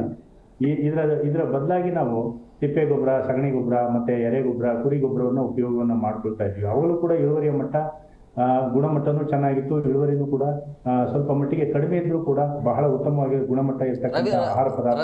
ರವಿ ಸರ್, ಅಂದ್ರೆ ಯಾವ ರೀತಿಯಾಗಿ ಅಧ್ಯಯನ ಕೈಗೊಂಡಿದ್ರಿ ಅಂತ, ಅಂದ್ರೆ ಹೇಗೆ ಲ್ಯಾಬ್ ಹೇಗಾಯ್ತು, ಪರೀಕ್ಷೆ ಹೇಗೆ ಮಾಡಿದ್ರಿ ಅಂತ, ಹೇಗೆ ನಿಮಗೆ ಈ ಅಂಶ ಕಂಡು ಬಂತು? ಸರ್, ಈಗ ನಾವು ಯಾವುದೇ ತರಹದ ಅಧ್ಯಯನವನ್ನ ಮಾಡಿಲ್ಲ ಸರ್. ಈ ಒಂದು ಕ್ಯಾನ್ಸರ್ ರೋಗಕ್ಕೆ ತಕ್ಕಂತೆ, ಕ್ಯಾನ್ಸರ್ ಸಾಮಾನ್ಯವಾಗಿ ಬೀಡಿ ಸಿಗರೇಟು ಕುಡಿದ್ರಿಂದ ಬರುತ್ತೆ ಅಂತಕ್ಕಂಥದ್ದು ಸರ್ವೇ ಸಾಮಾನ್ಯವಾಗಿ ಗೊತ್ತಿರ್ತಕ್ಕಂಥ ಒಂದು ಅಂಶ. ಈ ಒಂದು ಭಾಗದಲ್ಲಿ ನಾವು ಅಧ್ಯಯನವನ್ನ ವೈಜ್ಞಾನಿಕವಾಗಿ ನಾವು ಮಾಡಿಲ್ಲ. ಈ ಒಂದು ವೈಜ್ಞಾನಿಕವಾಗಿ ನಾವು ಮಾಡ್ಬೇಕಂತಂದ್ರೆ ವಿಶ್ವವಿದ್ಯಾಲಯ ಮತ್ತು ಇಂಡಿಯನ್ ಇನ್ಸ್ಟಿಟ್ಯೂಟ್ ಆಫ್ ಮೆಡಿಕಲ್ ರಿಸರ್ಚ್ನವರು ಒಂದು ಸಹಯೋಗದೊಂದಿಗೆ ನಾವು ಮಣ್ಣಿನಲ್ಲಿ, ನೀರಿನಲ್ಲಿ, ಗಾಳಿನಲ್ಲಿ, ಮನುಷ್ಯನ ಯೂರಿನಲ್ಲಿ ಆಗಿರ್ಬೋದು ಅಥವಾ ಬ್ಲಡ್ ಅಲ್ಲಿ ಆಗಿರ್ಬೋದು ಅಥವಾ ಕಂಟಿನ್ಯೂಸ್ ಆಗಿ ಯಾರು ಸ್ಪ್ರೇಯನ್ನ ಮಾಡ್ತಾ ಇರ್ತಾರೋ ಅಂತಹ ಒಂದು ರೈತರ ಬ್ಲಡ್ ಮತ್ತು ಯೂರಿನ್ ಅನ್ನ ಪರೀಕ್ಷೆಯನ್ನ ಮಾಡಿಬಿಟ್ಟು ಅದರಲ್ಲಿ ಏನಾದ್ರೂ ಪೆಸ್ಟಿಸೈಡ್ಸ್ ಇದಾವ, ಔಷಧಿಗಳಿದಾವ ಅಂತಕ್ಕಂಥದ್ದನ್ನ ನೋಡ್ಬೇಕಾಗುತ್ತೆ. ಆ ಔಷಧಿಗಳಲ್ಲಿ ಯಾವ್ದಾದ್ರು ಕ್ಯಾನ್ಸರ್ ಕಾರಕದಂತಹ ಔಷಧಿಗಳು ಇದಾವ ಇಲ್ವಾ ಅಂತಕ್ಕಂಥದ್ದನ್ನ ನಾವು ಪತ್ತೆ ಮಾಡಿ ನಿಖರವಾಗಿ ಕಂಡುಹಿಡಿಯೋವರೆಗೂ ಕೂಡ ಇದು ಈ ಔಷಧಿಯಿಂದಲೇ ಬರುತ್ತೆ, ಗೊಬ್ಬರದಿಂದಲೇ ಬರುತ್ತೆ ಅಂತಕ್ಕಂಥ ಮಾಹಿತಿಯನ್ನ ಹೇಳೋದು ಕಷ್ಟ ಆಗುತ್ತೆ. ಇದು ನಾವು ಒಂದು ಜನರಲ್ ಸ್ಟೇಟ್ಮೆಂಟ್ ಕೂಡ ಮಾಡಕ್ಕಾಗೋದಿಲ್ಲ. ಯಾವುದೇ ತರಹದ ದತ್ತಾಂಶ ಈ ಭಾಗದಲ್ಲಿ ಇಲ್ಲ. ಕೆಲವರು ಕ್ಯಾನ್ಸರ್ ಕಾರಕ ಅಂತ ಹೇಳ್ಬಿಟ್ಟು ಆಸ್ಪತ್ರೆಯಲ್ಲಿ ಸೇರ್ಕೊಂಡಿದ್ದಾರೆ. ಅದು ಗೊಬ್ಬರದಿಂದಲೇ ಆಗಿದೆ, ಔಷಧಿಯಿಂದಲೇ ಆಗಿದೆ ಅಂತ ಹೇಳಕ್ ಬರಲ್ಲ. ಕ್ಯಾನ್ಸರ್ ಬರ್ಬೇಕಂದ್ರೆ ಅನೇಕ ಕಾರಣಗಳಿದಾವೆ. ಇದು ಒಂದು ಕಾರಣ ಇರಬಹುದೇನೋ ಅಂತಕ್ಕಂಥದ್ದನ್ನ ನಾವು ಪತ್ತೆ ಹಚ್ಚಬೇಕು ಅಂತಂದ್ರೆ ಇದರ ಬಗ್ಗೆ ಸಂಕ್ಷಿಪ್ತವಾಗಿ ಒಂದು ಸಂಶೋಧನೆಯನ್ನ ಕೃಷಿ ಇಲಾಖೆಯವರು, ಕೃಷಿ ವಿಶ್ವವಿದ್ಯಾಲಯವರು ಮತ್ತೆ Indian institute of medical research ಅವರು ಒಂದು ಕಂಬೈಂಡ್ ಆಗಿ ಮಾಡಿದ್ರೆ ಮಾತ್ರ ನಮ್ಗೆ ಗೊತ್ತಾಗುತ್ತೆ ಹೊರತು ಇದನ್ನ ನಾವು ಜನರಲ್ ಆಗಿ ನಾವು ಯೂರಿಯಾ ಬಳಸಿದ್ರೆ ಕ್ಯಾನ್ಸರ್ ಬರುತ್ತೆ, ಔಷಧಿಯನ್ನ ಜಾಸ್ತಿ ಬಳಸಿದ್ರೆ ಕ್ಯಾನ್ಸರ್ ಬರುತ್ತೆ ಅಂತಕ್ಕಂಥ ಮಾಹಿತಿಯನ್ನ ನಾವು ನಿಖರವಾಗಿ ಹೇಳಲಿಕ್ಕೆ ಸಾಧ್ಯ ಇಲ್ಲ. ಅದು ಹಾಗಾಗಿ ಒಂದು ಅಧ್ಯಯನ, ಒಂದು ಸಮಗ್ರವಾಗಿರ್ತಕ್ಕಂಥ ಅಧ್ಯಯನ ಅವಶ್ಯಕತೆ ಇದೆ ಅಂತ ಹೇಳ್ತಾ ಇದೆ. ನಾರಾಯಣ ರೆಡ್ಡಿ ಸರ್, ಆಘಾತಕಾರಿ ಅಂಶ ನಿಜವಾಗ್ಲೂ ಕೂಡ. ನೀವೇ ಹೋರಾಟ ಮಾಡ್ತಾ ಇದ್ರೆ ರೈತರಿಗೆ ರಸಗೊಬ್ಬರ ಸಿಗ್ತಾ ಇಲ್ಲ, ಪ್ರಮುಖವಾಗಿ ಯೂರಿಯಾ ಸಿಗ್ತಾ ಇಲ್ಲ ಅಂತ. ಬಟ್ ಈಗ ಯೂರಿಯಾದಲ್ಲಿ ಈ ರೀತಿಯ ಕ್ಯಾನ್ಸರ್ ಬರುತ್ತೆ ಅತಿ ಹೆಚ್ಚಾಗಿ ಬಳಕೆ ಮಾಡೋದ್ರಿಂದ ಅಂತ ಏನು ಹೇಳ್ತೀರಿ ಸರ್? ಇವತ್ತು ಏನಾಗಿದೆ ಅಂದರೆ 72ನೇ ಇಸ್ವಿಯಲ್ಲಿ ಆಹಾರದ ಕೊರತೆ ಇದ್ದಾಗ ಹಸಿರು ಕ್ರಾಂತಿ ಯೋಜನೆ ಅಂತೇಳಿ ಇದೇ ವಿಜ್ಞಾನಿಗಳು ನಮಗೆ ಪರಿಚಯ ಮಾಡಿದ್ದು ಇವರೇ, ಬೇರೆ ಯಾರೂ ಅಲ್ಲ. ಇದೇ ವಿಶ್ವವಿದ್ಯಾಲಯ ಇರ್ಬೋದು, GKVK ಇರ್ಬೋದು, ಇನ್ನೊಂದಿರ್ಬೋದು, ಮತ್ತೊಂದಿರ್ಬೋದು. ನನಗೆ ಸ್ವಲ್ಪ ಅಚ್ಚುಮೆಚ್ಚು ಸಣ್ಣ ಪುಟ್ಟ ಬುದ್ಧಿ ಬಂದಾಗ 72ರಲ್ಲಿ ಕೆಲವು ವಿಜ್ಞಾನಿಗಳು ಬಂದ್ಬಿಟ್ಟು ನೀವು ಒಂದೊಂದು ಈ ಹೊಲಕ್ಕೆ ಒಂದು ಮೂಟೆ ಗೊಬ್ಬರ ಹಾಕಿ ಫ್ರೀಯಾಗಿ ಕೊಡ್ತೀವಿ ನಾವು ಅಂತೇಳಿ ಕೊಟ್ಟಿರೋದು ನನಗೆ ಜ್ಞಾಪಕ ಇದೆ. ಪರಿಚಯ ಮಾಡಿದವರೇ ಇವರು. ಇವತ್ತು ಇವರೇ ಈ ಥರ ಆಗ್ತದೆ ಅಂತಂದರೆ ನಾವು ರೈತರು ಬೇರೆ ನಮ್ಗೆ ಪರ್ಯಾಯ ಬೇಕು ಸರ್ಕಾರ. ನಾರಾಯಣ ಸ್ವಾಮಿ, ಒಂದು ವಿಷಯ ಮಾತ್ರ ಬಹಳ ಖಚಿತವಾಗಿ ಹೇಳ್ತೇನೆ ನಾನು. ಹೇಳಿ ಸರ್. ಗೊಬ್ಬರವನ್ನ ಹಾಕಿ ಅಂತ ಹೇಳಿದೀವಿ ನಾವು, ಸಾವಯವ ಗೊಬ್ಬರಗಳನ್ನ ನೀವು ಹಾಕಬೇಡಿ ಅಂತ ಹೇಳಿಲ್ಲ. ಅಲ್ಲ, ಸಾವಯವ ಗೊಬ್ಬರ ಅಲ್ಲ ಗೊಬ್ಬರವನ್ನ ಕಂಪಲ್ಸರಿಯಾಗಿ ಹಾಕಿ ಅಂತ ಹೇಳಿದೀವಿ. 70 ಹೇಳಿವಿ, 80 ಹೇಳಿವಿ, ಇವತ್ತಿನವರೆಗೂ ಕೂಡ ನಾವು ಅದನ್ನ ಹೇಳ್ತಾ ಇರೋದು. ಸರ್, ಈಗ ನೀವು ಅದನ್ನ ಹೇಳ್ತಾ ಇದ್ದೀರಾ. ಇವತ್ತು ನಾವು ಸಾವಯವ ಗೊಬ್ಬರ ನೀವು ಹಾಕಿ ಅಂತ ಹೇಳ್ತೀರಾ. ಸಾವಯವ ಗೊಬ್ಬರ ನಾವು ಹಾಕೊಂಡು ಬೆಳೆ ಬೆಳೆದ್ರೆ ಅದಕ್ಕೆ ತಕ್ಕನ ಪ್ರತಿಫಲ ನಮಗೆ ಸಿಗ್ತಾ ಇಲ್ಲ ಸರ್. ನಾವು ರಾಸಾಯನಿಕ ಗೊಬ್ಬರಗಳನ್ನ ಹಾಕಬೇಕು ಸರ್. ನಾವು ಹೇಳೋದು ಏನು ಅಂದರೆ, ಇವತ್ತು ನಾನು ನೋಡಿ ನನ್ನ ತೋಟದಲ್ಲಿ ನಾನು ಅದನ್ನು ಪ್ರಯೋಗ ಮಾಡಿದ್ದೀನಿ. ನಾನು 150-200 ಕುರಿಗಳು ಇಟ್ಕೊಂಡು ಮಾವು ಬೆಳೆದಿದ್ದೀನಿ. ಅವತ್ತು ನಾನು ರಾಸಾಯನಿಕ ಗೊಬ್ಬರ ಹಾಕ್ದಿರೋ ಮಾವು ಬೆಳೆದಾಗ ಮಾರ್ಕೆಟಲ್ಲಿ ತಗೊಂಡೋದಕ್ಕೆ ಏನು ರೀ ಹಿಂಗಿದೆ, ಶುಷ್ಕಾತ್ರ ಇದೆ, ಇದು ಹಣ್ಣು ಇದ್ಯಾರು ತಿಂತಾರೆ ಅಂತೇಳಿ ರಿಜೆಕ್ಟ್ ಮಾಡಿರೋದು ಇದೆ ಜನ. ನಾನು ಅವಾಗ ನಾನೇನು ಮಾಡಿದೆ ಅಂದರೆ, ಇದು ಸರಿ ಇಲ್ಲ ಅಂತೇಳಿ ಕುರಿಗಳೆಲ್ಲ ಮಾರ್ಬಿಟ್ಟು ರಾಸಾಯನಿಕ ಗೊಬ್ಬರ ಹೊಂಗೆ ಹಿಂಡಿ ಬೇವಿನ ಹಿಂಡಿಗೆ ಹೋದೆ ನಾನು. ಇನ್ನೇನು ಬೇರೆ ನನಗೆ ಇದು ಗೊತ್ತಾಗಲಿಲ್ಲ. ಈಗ ನಮ್ಮ ಒಂದು ವಿಶ್ವವಿದ್ಯಾಲಯದಲ್ಲಿ ಆಗಿರ್ಬೋದು ಅಥವಾ ಕೃಷಿ ಇಲಾಖೆಯಲ್ಲಿ ಆಗಿರ್ಬೋದು, ನಾವು ಪ್ರತಿಯೊಂದು ಬಾರಿಗೂ ಕೂಡ ಸಾವಯವ ಗೊಬ್ಬರಗಳನ್ನ ಕಂಪಲ್ಸರಿಯಾಗಿ ಕಡ್ಡಾಯವಾಗಿ ಉಪಯೋಗವನ್ನ ಮಾಡಬೇಕು, ರಾಸಾಯನಿಕ ಗೊಬ್ಬರಗಳ ಜೊತೆಗೆ ಉಪಯೋಗವನ್ನ ಮಾಡಬೇಕು ಅಂತ ಹೇಳ್ಬಿಟ್ಟು ಮೊದಲಿಂದಲೂ ಹೇಳ್ತಾ ಇದೀವಿ. ಅದಕ್ಕೆ ಸರ್ಕಾರ ನಮಗೆ ಏನ್ ಮಾಡಬೇಕು ಅಂದ್ರೆ, ಸರ್ಕಾರ ನಾವು ರಾಸಾಯನಿಕ ಬಳಕೆ ಕಮ್ಮಿ ಮಾಡ್ತೀವಿ, ನಾವು ಬೆಳೆದಂಥ ಬೆಲೆಗೆ ಬೆಂಬಲ ಬೆಲೆಯಾಗಿ ರೇಟ್ ಕೊಡಬೇಕು. ನಮ್ಗೆ ರೇಟ್ ಕೊಟ್ಟಿಲ್ಲ ಅಂದ್ರೆ ನಾವು ಇನ್ನೇನು ಮಾಡೋಣ? ಒಂದು ಮೂಟೆ DAP ತಂದು ಎಗರಿಸ್ತೀವಿ, ಬೆಳೆ ಇಕ್ತೀವಿ, 4 ಮೂಟೆ ಹೀರೆ ತಗೊಂಡೋಗ್ತೀವಿ, ಹಾಕ್ತೀವಿ, ಬೆಳೆ ತೆಗಿತೀವಿ, ಬಂದಷ್ಟು ಬರಲಿ ಅಂತೀವಿ. ಬೆಳೆ ತಕ್ಕಂತೆ ಅದಕ್ಕೆ ಗುಣಮಟ್ಟನೂ ಬಹಳ ಇಂಪಾರ್ಟೆಂಟ್ ಅಲ್ಲ. ಗುಣಮಟ್ಟ ಬಂದ್ರೆ ನಮ್ಗೆ ಬೆಲೆ ಸಿಕ್ಕಲ್ಲ, ನಾವು ಲಾಸ್ ಮಾಡ್ಕೊಂಡು ಏನು ಮಾಡೋಣ? ನೀವು ಪ್ರಮಾಣೀಕರಣ ಮಾಡಿಸ್ಕೋಬೇಕಾಗತ್ತೆ. ನಾವು ಯಾವುದೇ ತರಹದ ರಾಸಾಯನಿಕಗಳನ್ನ ಉಪಯೋಗವನ್ನು ಮಾಡಿಲ್ಲ ಅಂತಕ್ಕಂಥದ್ದು ಉಪಯೋಗವನ್ನು ಮಾಡಬೇಕಾಗುತ್ತೆ. ನಾವು ಕಂಪ್ಲೀಟ್ ಆಗಿ ನೀವು ಸಾವಯವ ಗೊಬ್ಬರಗಳನ್ನ ಉಪಯೋಗ ಮಾಡಿ ಅಂತ ಹೇಳ್ತಾ ಇಲ್ಲ. ನೀವು ಅರ್ಧ ಸಾವಯವ ಗೊಬ್ಬರಗಳನ್ನ ಉಪಯೋಗ ಮಾಡಿ, ಅರ್ಧ ಭಾಗ ರಾಸಾಯನಿಕ ಗೊಬ್ಬರಗಳನ್ನ ಶಿಫಾರಸ್ಸು ಏನ್ ಹೇಳಿರ್ತೀವೋ ಅದನ್ನೇ ಉಪಯೋಗವನ್ನು ಮಾಡಿ ಅಂತ ಹೇಳಿರ್ತೀವಿ ನಾವು. ಏನಾಗುತ್ತೆ, ರೈತರು ಈಗ ಸಾವಯವ ಗೊಬ್ಬರಗಳು, ತಿಪ್ಪೆ ಗೊಬ್ಬರ ತಗೊಂಡ್ರೆ ಒಂದು ಟಿಪ್ಪರ್ ಗಾಡಿಗೆ 12,000 13,000 ಇದೆ ಇವತ್ತು. ಅದೇ ರಾಸಾಯನಿಕ ಗೊಬ್ಬರಗಳನ್ನು ತೆಗೆದುಕೊಂಡ್ರೆ ನಿಮಗೆ 1,350 ರೂಪಾಯಿಗೆ ಒಂದು ಬ್ಯಾಗ್ DAP ಬರುತ್ತೆ, 600 ರೂಪಾಯಿಗೆ 300 ರೂಪಾಯಿಗೆ ಒಂದು ಬ್ಯಾಗ್ ಯೂರಿಯಾ ಬರ್ತಾ ಇದೆ. ಹಾಗಾಗಿ ನಮ್ಮ ಒಂದು ಸಾವಯವ ಗೊಬ್ಬರ, ತಿಪ್ಪೆ ಗೊಬ್ಬರ ಅದಕ್ಕಿಂತ ಜಾಸ್ತಿ ಕಾಸ್ಟ್ಲಿ ಆಗಿರೋದ್ರಿಂದ ರೈತ ಬಾಂಧವರು ಅದನ್ನ ಉಪಯೋಗವನ್ನು ಮಾಡ್ತಾ ಇಲ್ಲ. ಯಾರ್ಯಾರು ಉಪಯೋಗವನ್ನು ಮಾಡೋದಿಲ್ವ ಅಂತ ಒಂದು ಸಂದರ್ಭದಲ್ಲಿ ಸಾಮಾನ್ಯವಾಗಿ ವಿಷಕಾರಿ ಆಗೇ ಆಗುತ್ತೆ. ಭೂಮಿ ಆಗ್ಲಿ, ನೀರಾಗ್ಲಿ, ಗಾಳಿ ಆಗ್ಲಿ ಅಥವಾ ಪದಾರ್ಥ ಆಗಲಿ ವಿಷಕಾರಿ ಆಗುತ್ತೆ. ನಾವು ಹೇಳ್ತಕ್ಕಂಥದ್ದು ಇಷ್ಟೇ, ನೀವು ಸಾವಯವ ಗೊಬ್ಬರವನ್ನ ಕಂಪಲ್ಸರಿಯಾಗಿ 1970ರಿಂದ ಹಿಡಿದು ಇವತ್ತಿವರೆಗೂ ನಾವು ಹೇಳ್ತಕ್ಕಂಥದ್ದು ಇಷ್ಟೇನೆ, ನೀವು ಸಾವಯವ ಗೊಬ್ಬರವನ್ನು ಹಾಕೋದನ್ನ ಯಾವುದೇ ಕಾರಣಕ್ಕೂ ಮರೆಯಂಗಿಲ್ಲ. ಇವತ್ತಿಗೂ ಕೂಡ ನಮ್ಮ ಸುಧಾರಿತ ಬೇಸಾಯ ಕ್ರಮಗಳಲ್ಲಿನೂ ಕೂಡ ನೀವು ಪುಸ್ತಕವನ್ನು ತೆಗೆದು ನೋಡ್ರಿ, ರಾಸಾಯನಿಕ ಗೊಬ್ಬರಗಳ ಜೊತೆಗೆ ಸಾವಯವ ಗೊಬ್ಬರಗಳನ್ನ ಉಪಯೋಗವನ್ನ ಖಂಡಿತವಾಗಿ ನೀವು ಉಪಯೋಗವನ್ನ ಮಾಡಿದ್ದೆ ಆದ್ರೆ ಯೂರಿಯಾ ಮತ್ತು DAP ಆಗ್ತಕ್ಕಂಥದ್ದು ಈಗ ಏನ್ ಆಗ್ತಾ ಇದ್ದೀರಾ ಅದಕ್ಕಿಂತ ಅರ್ಧದಷ್ಟು ಕಡಿಮೆ ಮಾಡ್ತಕ್ಕಂಥ ಸಂದರ್ಭ ಜಾಸ್ತಿ ಇರುತ್ತೆ. ಈಗ ನೀವು ಟಿಪ್ಪರ್ ಲಾರಿ 10,000 ಅಂತ ಹೇಳಿದ್ರಿ, ನಮ್ಮಲ್ಲಿ ಟ್ರ್ಯಾಕ್ಟರ್ ಬಂದು 8,000, ಟ್ರ್ಯಾಕ್ಟರ್ ಗೊಬ್ಬರ ಬಂದು 8,000, ಟಿಪ್ಪರ್ ಗಾಡಿ ಬಂದು 40,000 ರೂಪಾಯಿ ಬೀಳ್ತದೆ. 40,000 ರೂಪಾಯಿ ನಾನು ಒಂದು ಲೋಡ್ ತಗೊಂಡು 1 ಎಕರೆ ಹೊಲಕ್ಕೆ ಹಾಕಿ, ಯೂರಿಯಾ ಹಾಕಿ, ಗೊಬ್ಬರ ಹಾಕಿ, ಆಳುಗಳಿಕ್ಕಿ, ಉತ್ತು ಬಿತ್ತಿ ಎಲ್ಲ ಮಾಡಿದ್ರೆ 15,000 ನನಗೆ ಹುಟ್ಟಲ್ಲ. ಇವತ್ತು 1 ಕ್ವಿಂಟಲ್ ರಾಗಿ 4,000 ಕೊಡ್ತಾ ಇತ್ತು ಸರ್ಕಾರ. ಅದೇ 1 ಕ್ವಿಂಟಲ್ ರಾಗಿ ಬೆಳಿಬೇಕಾದ್ರೆ 13,000 14,000 ಆಗುತ್ತೆ. ನಾವು ಬೇರೆ ನಮಗೆ ಅಲ್ಲ ಒಂದು ರವೇಣ ಏನು ಗೊತ್ತಾ, ಬೇರೆ ನಮಗೆ ಉದ್ಯೋಗ ಗೊತ್ತಿಲ್ಲ. ನನಗೆ ಹೊಲ ಬಿಟ್ಟರೆ, ಗದ್ದೆ ಬಿಟ್ಟರೆ ನನಗೆ ಬೇರೆ ಉದ್ಯೋಗ ಇಲ್ಲ. ನಾನು ಅದನ್ನು ಬೆಳಿಲೇಬೇಕು. ಆ ಬೆಳಿಲೇಬೇಕು ಅಂದಾಗ ಇಡೀ ದೇಶದಲ್ಲಿ ಇವತ್ತು ಉತ್ತರ ಕರ್ನಾಟಕ ನಮ್ಮಲ್ಲೇ ಬೇಕಾದರೆ ಈ ದೊಡ್ಡಬಳ್ಳಾಪುರ, ದೇವನಹಳ್ಳಿ ಈ ಕಡೆ ಎಲ್ಲ ಸ್ವಲ್ಪ ಕಮ್ಮಿ ಇದೆ ಬೆಳೆ ಅಂತ ಜಾಗಗಳು ನಾವು ಗೊಬ್ಬರ ತೊಗೊಬೋದು. ಆದರೆ ಉತ್ತರ ಕರ್ನಾಟಕದ ಬಾರಿ ಕೊಪ್ಪಳ, ವಿಜಯಪುರ, ನೀವು ಆ ಕಡೆ ಹೋದರೆ ವಿಜಯನಗರ, ಕೊಪ್ಪಳ, ಗದಗ ಆ ಕಡೆ ಹೋದರೆ 100 ಎಕರೆ ಇರ್ತದೆ. 100 ಎಕರೆ ಎಲ್ಲಿಂದ ತರ್ತಾರೆ ಗೊಬ್ಬರ ಅವರು? ಇದು ಪರಿಸ್ಥಿತಿ. ಎರಡನೇದು ಬಂದು ನಾವು ಪ್ರತಿ ವರ್ಷ ಯಾಕೆ ಅಂತ ಹೇಳ್ತಾ ಇಲ್ಲ ನಾರಾಯಣ ಅವರೇ ಸರ್. ಈಗ ನಾವು ಪ್ರತಿ ಬೆಳೆಗೆ ಹಾಕ್ರಿ, ಪ್ರತಿ ಹಂಗಾಮ್ಗೆ ಹಾಕ್ರಿ ಅಂತ ಹೇಳಿದ್ರೆ ಅಟ್ಲೀಸ್ಟ್ 2 ವರ್ಷಕ್ಕೆ ಒಮ್ಮೆ ಆದ್ರೂ ತಿಪ್ಪೆ ಗೊಬ್ಬರ, ಕುರಿ ಗೊಬ್ಬರ ಹಾಕ್ಬೇಕಲ್ಲ. ಪದೇ ನಾವು ಅನ್ನ ಊಟ ಮಾಡಕ್ ಆಗಲ್ಲ, ಒಂದು ಪದಾರ್ಥ ಉಪಯೋಗ ಮಾಡ್ತೀವಲ್ಲ. ಈಗ ಏನಾಗಿದೆ ಅಂದ್ರೆ ಸರ್, ಗುಣಮಟ್ಟದ ಬೆಳೆಗಳು ಸಿಗೋದಿಲ್ಲ ಅಂತ ಹೇಳ್ತಾ ಇದ್ರಿ. ಎಕ್ಸಾಕ್ಟ್ಲಿ ರಾಸಾಯನಿಕ ಗೊಬ್ಬರದಿಂದ ಗುಣಮಟ್ಟದ ಬೆಳೆಗಳು ಸಿಗಲಿಕ್ಕೆ ಕಷ್ಟ ಸಾಧ್ಯ. ಮಾಡಲೇಬೇಕು, ಸಾವಯವ ಗೊಬ್ಬರಗಳನ್ನು ಉಪಯೋಗ ಮಾಡಲೇಬೇಕು. ಸಾವಯವ ಉಪಯೋಗ ಮಾಡಿದ್ರೆ ನಮ್ಗೆ ಖರ್ಚುಟ್ಟಲ್ಲ, ನಾವೇನ್ ಮಾಡೋಣ ಅದಕ್ಕೆ ಸರ್ಕಾರಗಳು ಏನಾದರೂ ಒಂದು ಪ್ರಯತ್ನ ಪಡಬೇಕು. ನಾವು ಈಗ ಎರೆಹುಳು ಗೊಬ್ಬರ ತಗೊಂಡ್ರು ನಮಗೆ ಜಾಸ್ತಿ ದುಡ್ಡು ಖರ್ಚಾಗ್ತದೆ, ಗೊಬ್ಬರ ಹಾಕಿದ್ರು ನಮ್ಗೆ ಜಾಸ್ತಿ ದುಡ್ಡು ಖರ್ಚಾಗ್ತದೆ. ಈಗ ಜಾಸ್ತಿ ದುಡ್ಡು ಖರ್ಚಾಗುತ್ತೆ ಅಂತಂದ್ರೆ ಮತ್ತೆ ಆಸ್ಪತ್ರೆಗೆ ಹೋದಾಗ ಇನ್ನೂ ಜಾಸ್ತಿ ದುಡ್ಡು ಖರ್ಚಾಗುತ್ತಲ್ಲ, ಆರೋಗ್ಯಕ್ಕಿಂತ ಏನ್ ಬಿಡಿ, ಅದೇನು ಹೇಳ್ತಾರಲ್ಲ ಹಂಗೆ, ಯಾರೋ ತಿಂತಾರೆ ಯಾರೋ ಸಾಯ್ತಾರೆ ಅಂತ ನಾವು ದುಡಿಬೇಕಾಗುತ್ತೆ. ರೈತರು ನಮ್ಮ ಕಷ್ಟಕ್ಕೆ ಆಗಿಲ್ಲ ಸರ್ಕಾರಗಳಂದ್ರೆ ನಾವೇನ್ ಮಾಡೋಣ? ಆ ಟ್ಯಾಕ್ಸ್ ಈ ಟ್ಯಾಕ್ಸ್ ಹಾಕಿ ಜಡಿತಾರೆ. ಇಲ್ಲಿ ನೋಡಿದ್ರೆ ನಾವು ಎಲ್ಲಿಂದ ತರೋಣ? ಇಲ್ಲಿ ಕಂಪಲ್ಸರಿ ಆಗಿರೋದು ಏನು ಅಂದ್ರೆ ರೈತರು ತಿನ್ಬೇಕಾಗತ್ತಲ್ಲ ಅಂದ್ರೆ ಇಲ್ಲ. ಅದಕ್ಕೆ ನಾವೆಲ್ಲ ಮೀಟಿಂಗಲ್ಲಿ ಏನು ಹೇಳ್ತೀವಿ ಅಂದರೆ, ನಮ್ಮ ರೈತರ ಮೀಟಿಂಗ್ ಆದಾಗ 4 ಎಕರೆ ಜಮೀನಿರೋನು 1 ಎಕರೆಗೆ ಗೊಬ್ಬರ ಹಾಕ್ಕೊಂಡು ಬೆಳ್ಕೊಂಡು ನಿಮ್ಮನೆಗೆ ನೀವು ತಿನ್ನಿರಿ, ಬೇರೆಯವ್ರ ಕತೆ ನೀವು ನೋಡೋಕೆ ಹೋಗಬೇಡಿ ಅಂತ ನಾವೇ ಒಪ್ಪನಾಗ ಹೇಳ್ತೀವಿ. ನಮ್ಮ ಮೇಲೆ ಸರ್ಕಾರ ಯಾವ ಆಕ್ಷನ್ ತಗೊಂಡ್ರು ನಾನು ರೆಡಿ ಇದ್ದೀನಿ. ಯಾಕೆ ಗೊತ್ತಾ, ನಮ್ಮ ಪರಿಸ್ಥಿತಿ 4,000 ರೂಪಾಯಿ ಕೊಡ್ತಾರೆ 1 ಕ್ವಿಂಟಲ್ ರಾಗಿಗೆ. ಅದು ಬೆಳಿಬೇಕಾದ್ರೆ 13,000 ರಿಂದ 15,000 ರೂಪಾಯಿ ಆಗುತ್ತೆ 1 ಕ್ವಿಂಟಲ್ ರಾಗಿ ಬೆಳೆಯಕ್ಕೆ. ಕುಯ್ಲೇನು, ಭತ್ತ ಹಾಕೋದೇನು, ರಾಗಿ ಹಾಕೋದೇನು, ಗೊಬ್ಬರ ಹಾಕೋದೇನು ಎಲ್ಲ ಬರ್ತದೆ. ಅದಕ್ಕೆ ನಾನು ಹೇಳೋದು, ನಮಗೆ ನಾವು ಬೆಳೆಯೋ ಬೆಲೆಗೆ ತಕ್ಕನಾಗಿ ಬೆಲೆ ಸಿಕ್ಕಿದ್ರೆ ನಾವು ಅದನ್ನ ಬೇಕಾಗಿದ್ರೆ ಲಿಮಿಟ್ ಮಾಡ್ಬೋದು. ನಮಗೇನೋ ಬಂದಷ್ಟು ಅಲ್ಲಿಗೆ ನಮ್ಗೆ ಸರೋಗುತ್ತೆ ಅನ್ಬೋದು. ಈಗ ಮೊದಲು ನಾವು ಬೆಳೀತಾ ಇದ್ದೀವಿ ರಾಗಿ, ಕಟ್ಮುರ್ಕ್ ರಾಗಿ 5 ಕ್ವಿಂಟಲ್ 1 ಎಕರೆಗೆ, 4 ಕ್ವಿಂಟಲ್ಲು, ಈಗ 20 ಕ್ವಿಂಟಲ್ ಆಗುತ್ತಲ್ಲ. ಗುಣಮಟ್ಟ ಇಲ್ಲಲ್ಲ. ಗುಣಮಟ್ಟ ಅಂದ್ರೆ ನಮ್ ಗುಣಮಟ್ಟ ನಮ್ಗೆ ಬೇಕಾಗಿಲ್ಲ, ನಮ್ಗೆ ಎಷ್ಟು ಬೇಕು ನಾವು ಮಾಡ್ಕೊತೀವಿ. ರೈತರ ಬಗ್ಗೆ ಯಾರು ಯೋಚನೆ ಮಾಡ್ತಾರೆ? ಯಾವ ವಿಜ್ಞಾನಿಗಳು ಯೋಚನೆ ಮಾಡ್ತಾರೆ? ಯಾವ ಸರ್ಕಾರ ಯೋಚನೆ ಮಾಡ್ತಾ ಇದೆ ರೈತರ ಬಗ್ಗೆ? ಯಾಕೆ ರೈತರು ಹೆಂಗೆ ಎಲ್ಲ ಹೋಗ್ಬೇಕು? ರೈತರು ನಿಮ್ ಗುಣಮಟ್ಟ ನೋಡ್ಕೊಂಡು ಕೂತ್ಕೊಂಡ್ರೆ ರೈತರು ಏನಾಗ್ಬೇಕು ನಾವು? ಆಮೇಲೆ ಅನೇಕ ತರಹದ ಹೊಸ ಗೊಬ್ಬರಗಳು, ನ್ಯಾನೋ ಗೊಬ್ಬರಗಳು ಕೂಡ ಬಂದಿದ್ದಾವೆ. ನ್ಯಾನೋ DAP ಅಂತ ಬಂದಿದೆ, ನ್ಯಾನೋ ಯೂರಿಯಾ ಪ್ಲಸ್ ಅಂತ ಬಂದಿದೆ.